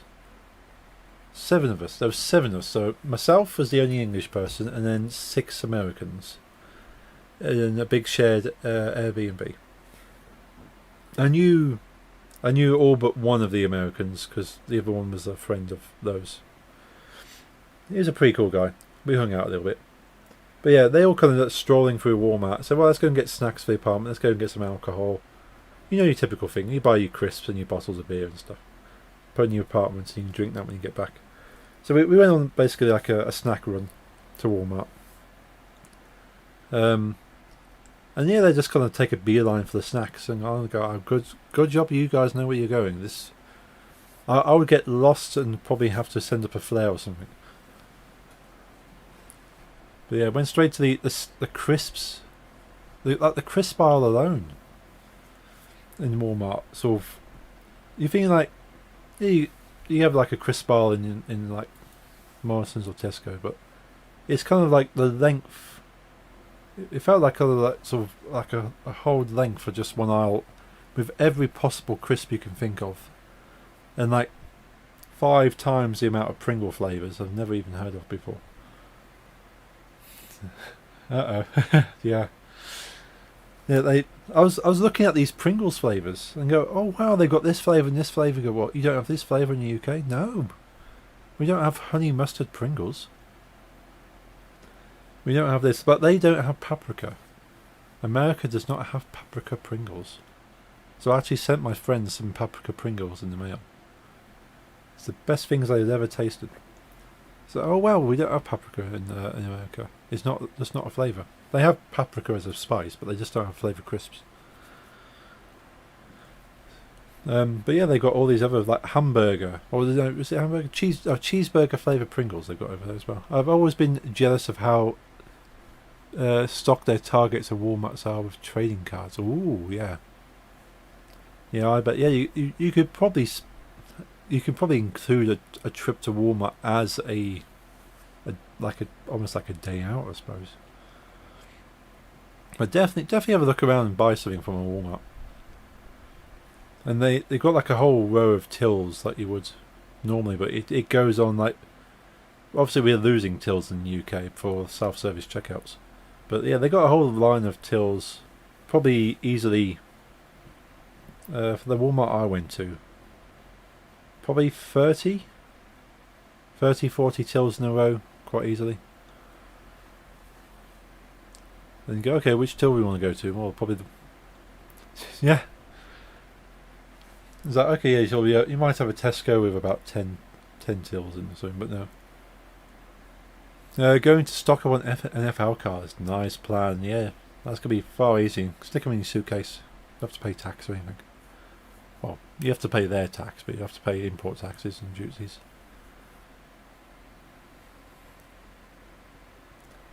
But yeah, it's going to be a fun experience. You have to post up how it goes and stuff. And if you have any specific fast food places to try, now it depends on state, because I didn't realise. Obviously, you got your nationwide chains, like obviously Burger King and McDonald's are in every state, but certain states have their own fast food chains that are across the entire state, but not across America. Now, I didn't realise that sort of Texas has its own range of fast food. Like, I went to this place, and went, oh, is it In-N-Out Burger? In Texas, they got In-N-Out Burger. It was great food, but those are only in Texas. They're all over Texas, but it's only in Texas. So I went to an In-N-Out and went, oh, this is a really good burger. But yeah, my American friends that didn't live in Texas, to them it was a foreign food experience. I've heard of that, but didn't know it was only Texas. Yeah. So yeah, sort of. So yeah, they got certain chains. So I think Wendy's was okay. I went to a Wendy's. But I'd probably try. I would recommend finding a local kind of place. Like, try the local foods. Like in Texas, I went to a barbecue place. Now again, barbecue means different things in different countries. But it was a barbecue place in America, because each state has its own idea of what barbecue even means, let alone America. So in Texas, barbecue is obviously sort of more kind of rich, kind of spiced sauces and stuff. According to the wiki, there are a few states. Okay, so it wasn't just Texas then. But yeah, certain states don't have it in and out. Some do then. But yeah, in Texas, their barbecue is more akin to what we know as barbecue sauce. So you go to a barbecue place in Texas, and you'd have your meat with the seasoning, and in like a long bun, kind of like if you equate to like Burger King do like the Royales, don't they? So that the long sandwich, as they refer to in America. So yeah, you have a barbecue sandwich in Texas. It is basically like a Royale. Or it might just be a plate of shredded pork with sauce on. Just a plate of sauce from a fast food place. Well, a plate of shredded pork and sauce. Or chicken wings. Like I went to in South Carolina, barbecue is spiced chicken wings or pulled pork and stuff. So yeah, if you're with people that like spiced meats, try and find a local barbecue place. Making me hungry now. Sorry, Shane. I make myself hungry. But yeah, each time I've been with friends, they've taken me to their barbecue, like their favourite barbecue place. Because yeah, each state has its own idea what barbecue sauce is. But in the UK, we have more of a Texas barbecue. So you buy barbecue sauce in the UK, it's kind of the Texas idea of barbecue sauce. But each state has, like, some states prefer like more of a sweeter barbecue, some have like more of a spicier barbecue. So they might have barbecue sauce which is honey based, or barbecue sauce which is like tomato based, or so you have sort of the state's kind of preferred barbecue flavour. So, but yeah, if you see like a barbecue restaurant and go, oh, okay, we'll go in there and get like some spiced meat. That's all I can really recommend food, but otherwise, see what's local. But it pretty much all fast food burger places are pretty much the same. Maybe even like a TripAdvisor. I did that in Los Angeles. I just went on TripAdvisor for Los Angeles. I went, oh, what's all these cool things you can do, places to eat? Because I actually found a local Mexican place in Los Angeles. Because I wanted tacos basically. I'm in Los Angeles. I wanted tacos, or nachos or something, and I saw there was a Taco Bell not far from me, so I walked there. Walked towards Taco Bell, and it was boards on it because it was being renovated. But damn! I wanted tacos, so I just went on Google. Went, okay, find me nearest places that do nachos or tacos, and it pointed to this little Mexican restaurant, sort of down a small street. So I walked that way. It was about another 20-minute walk or something, I think, by the time I got there. Walked there, a tiny little place, little restaurant.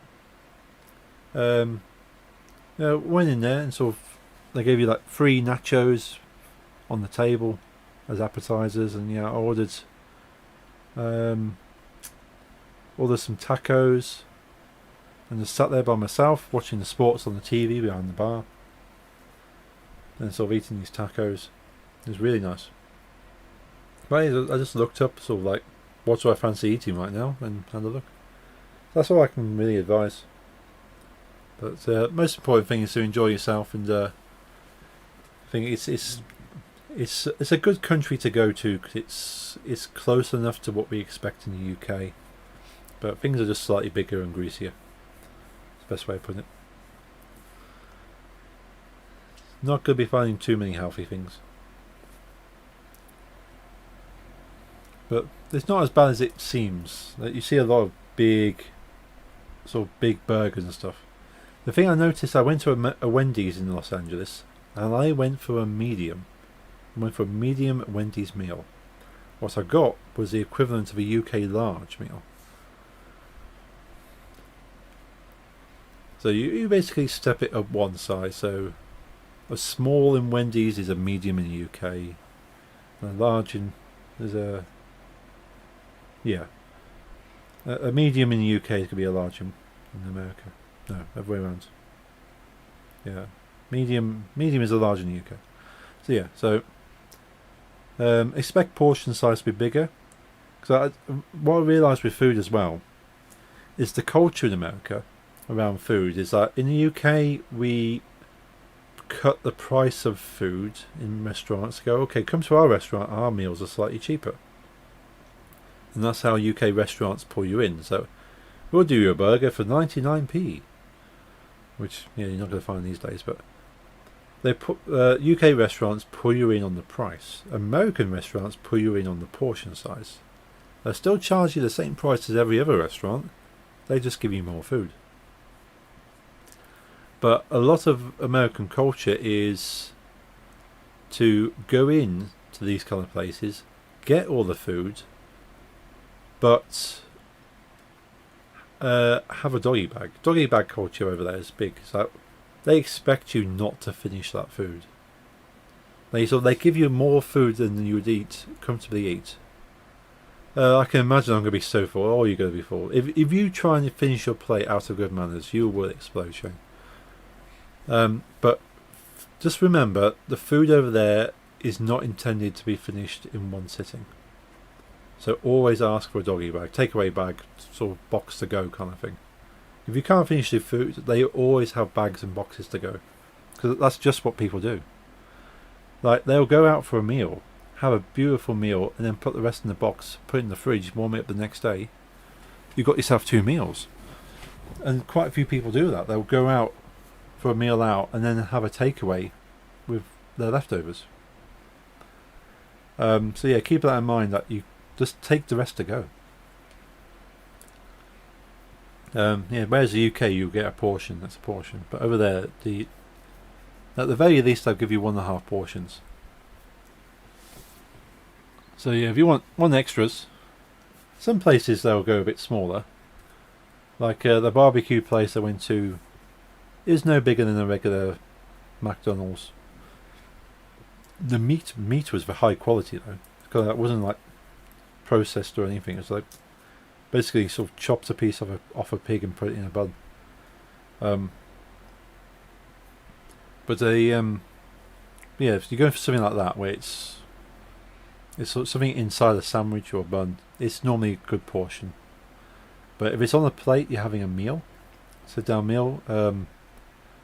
Yeah, they normally give you more than you can eat, and they do a lot of sides. So when I find that sort of everything's separate. Like, you have your main, so you might order the chicken, but typically what you'd have with the chicken is included. Like, chicken and chips wouldn't be chicken and chips as a meal. It'd be chicken with a side order of chips. Or fish and chips would be a fish with a side order of chips. So you'd have to order the chips separately.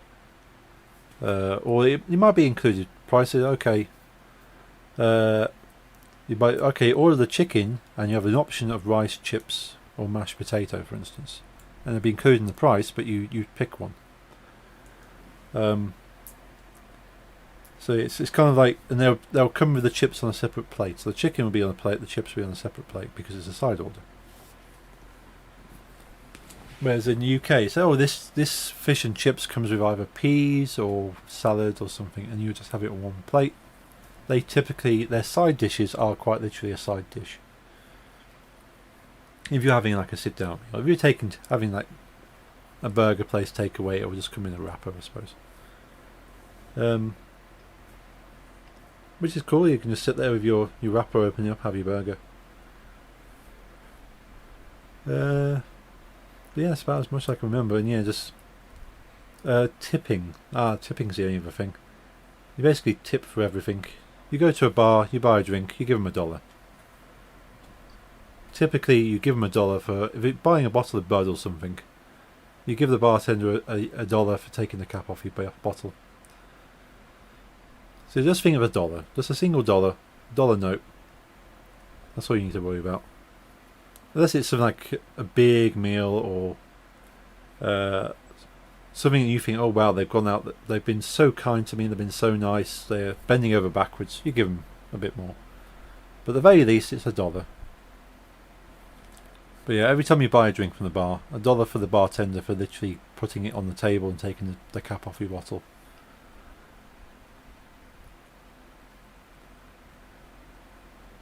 I think like a sit-down meal might be something like a 10%. You know, like if you're tipping in the UK, so that your waiter has done a really good job, been really friendly, been there for everything you need. You go, okay, 10% of my bill, I'll give them as a tip. So sort of typically over there, 10% is your standard for a meal. So you go, okay, yeah, so whatever it is, 10% goes into their tip. I remember I went, was it in Los Angeles again? Yeah, Los Angeles again. I went to this other, like a Mexican, I think it was Chili's. There's a restaurant chain over there called Chili's. And it's kind of like a Mexican style chain restaurant. And I went there, sort of solo by myself, just kind of had a table. Had like this, I can't remember what I had. I had something that was really nice. And the waiter that was sort of serving me sort of came along and sort of asked if I was like, if I would like any desserts, and said, well, I don't know. So what would you recommend as a dessert, kind of thing? And he went through all the desserts. He sort of talked about each of the desserts and told me which one was his favourite. And I go, tell you what, I'll have your favourite. So he bought that. And when he sort of came for the bill, I gave him a 20% tip, I think. And this guy practically cried. He practically cried at a 20% tip, which in some ways is nice but sad as well, because you think, well, that must have meant a lot to him to cry over a 20% tip. Yeah, they rely on their tips. That money is keeping food on his table. And he basically said, well, is there anything else I can do for you, sir? I want to earn this 20% you've given me. I said, well, I said, no, you've done everything. You've been great. And sort of gave him that tip, and he was sort of very grateful for it. But yeah, 10% is your standard. Like, you give you 20 for good service and 30 for outstanding, I suppose. It was like, well, wow, this person's absolutely everything I can ever dreamed of. You can give you their 30%. But yeah, this poor waiter cried at 20% tip, and sort of thing. Well, you'd be shocked if you're a waiter in the UK. You got 20%. You go, wow, nice. I know where that's going. But you wouldn't think, well, this makes a difference between me sort of having a full day of meals or not. Yeah, that's just something to keep in mind. Sort of at least $1 for your barman and 10% for food. Unless of course it's pay up front. If you go and pay up front, there's no real tips there. Because you go to like McDonald's, you're not going to tip someone at McDonald's. They literally give you the food.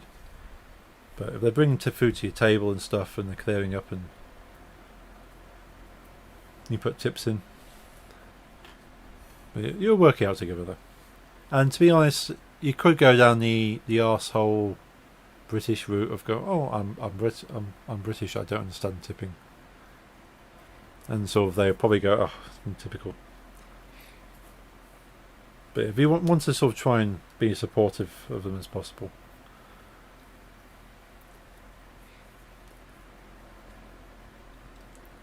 Yeah, that won't go down well, no. They'll probably hear the accent and probably won't expect much. There might be another thing. They say, okay, there's a British guy here. He probably doesn't understand the tipping. I'm not going to expect much. And then got 20% off me. But it was quite helpful that sometimes the receipts, when you get given the receipt at the end, like the bill, it actually gives you a breakdown and go, okay, 10% equals this, 20% equals this, 30% equals this. And it sort of kind of helps you out a bit. So you kind of go, okay, where do I feel this my tipping level should be for this meal. So that's quite useful. I'm not sure if that's a standard, but it's useful to read the bill, tell me how much. But yeah, keep an eye on that. But they're not gonna hate you as long as you're tipping something. But yeah, I do it in the UK. It's like if I'm dining alone, and I've got like a waiter or waitress, a sort of big happy smiley face, like welcomes me in, sort of it's quite friendly for that entire meal. I always make sure I give them a tip, even though you're not typically living off tips in the UK. I still give them a tip. Because well, this has kind of helped make my solo experience. Like my dining by yourself is not always great unless you've got things to do. So just having like a friendly face there, just bringing your food and saying hello and sort of making sure you're okay. But in America, they have to do that. They go, well, we have to be super nice to everyone because we need these tips. I tip to just a little anxious going into a country that almost expects it. Yeah, like if you don't tip, they go, what did I do wrong? What could I have done better? Sort of. You wouldn't tip if you absolutely. Well, I think even if you don't like the service, they kind of still tip. It's like, well, this guy was an absolute arsehole. He threw food in my face, so I'll give him a small tip. But yeah, the bill should help you out. It should have little things on there, but yeah, the very, very least is 10%. We go, yeah, that service was okay. I got my food. You go, oh wow, this was really great. And so, but yeah, it's not too complicated. I was scared as well. I was like, oh crap, how am I going to have to tip everyone? What sort of? My friend would say, yeah, just remember, if you're having a drink from a bar, just $1, no more. But the barman would appreciate having a tip for presenting the drink to you. Personally, I think you're doing a job. You're pouring a beer. Well, if it's a bottle of beer, you're having a bottle of beer. They're literally pulling it out the fridge and taking the cap off it. At most, that's about 5 seconds of work. But it still earns $1 tip apparently. And then yeah, that's going in their pocket. That's their wages, I suppose. But in the UK, yeah, you're paid by the hour. The amount of work it takes just to take a bottle out of the fridge, take the cap off, put money in the till. But yeah, that's all I can really say. If you think of any other questions in the meantime, always ask me. I suppose it's also different there as their tips are actually going in pockets. Yeah. So you're paying their wages. Here tips don't go with stuff. So it's to the staff. No, you think, oh, you're tipping the staff, but no, a lot of times it goes into like a big pot and it gets shared out to all the staff if you're lucky. I know of some places that the tips don't actually go to the staff, they go to the company, and that goes to paying the staff, but not necessarily proportionately. But you would like to hope that if you put a tip, it goes to the person who had that table. But in America, if you have a person serving your table, that's their tip. Well, there's probably still some crappy companies out there that take tips off staff, but you'd hope so at least. Hope they get everything that you tip them. But it's going to be a fun experience. You're only there for 4 days, as you say, so can't go too far wrong with that. And you're as a group, so if you're unsure, you kind of like collaborate amongst yourselves and go, okay, what's going to be the best thing here?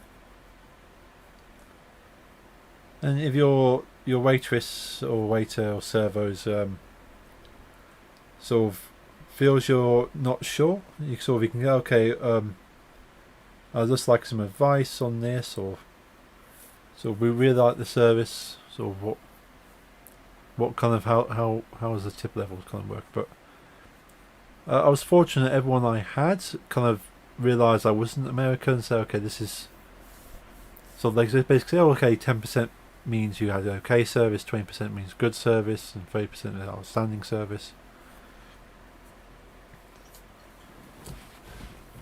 And so they kind of explain that and stuff. The same like Uber rides. You have an Uber, but Uber's not too bad because you pay for it up front, for the most part.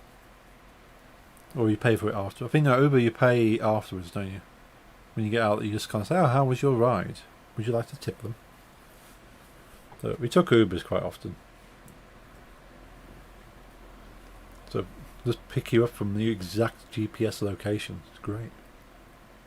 I've not actually had an Uber in the UK, but Uber's over there. So well, I'm going to stand exactly here, order an Uber to this exact spot. They turn up and take me to the exact spot I want to go. Not this all. The taxi's around somewhere. I have to find them. Yeah. Yeah, that's about as much as I can tell you, Shane. But if you have any questions, yeah, so drop them in the chat message to me. Uber is so convenient, yeah. It's absolutely like I had taxi in Los Angeles. I had a taxi from the airport to my apartment, my motel, and a taxi back to the airport. Was it Uber? I think it was taxi. Yeah, it was a taxi. But so we've got Ubers anywhere else. Thanks. Yeah, no problem at all. Yeah, I hope you have a good evening for what is left of it. Enjoy the rest of your week as well. I'm going to get some rest now. I'm trying to get my sleep schedule on track. It's kind of working, kind of not. It's hit and miss. We'll get there. But thank you for chatting, Shane. It's been awesome talking to you. And hopefully I get to see you streaming again soon. But my next stream will be on Friday. I'll be DJing. I think I am doing... Am I doing... I can't remember. I'll have to look at my... I try and rotate my DJ sessions around. So it'd either be rock music or... It'd probably be rock music, to be fair. So it's probably going to be a rock DJ stream on Friday. So I might see you then. If not, yeah, I'll see you when I see you. Thanks for stopping in, Shane. And I shall speak to you soon. Have a good night, and I'll see you then. No problem. I'll try and pop in and at my dad's on Friday. Awesome. Yeah, if you do, you do. If you don't, I appreciate you anyway. Have a good night. Thank you, Shane. And I'll see you in the do. And where's my voice? There it is. Good night.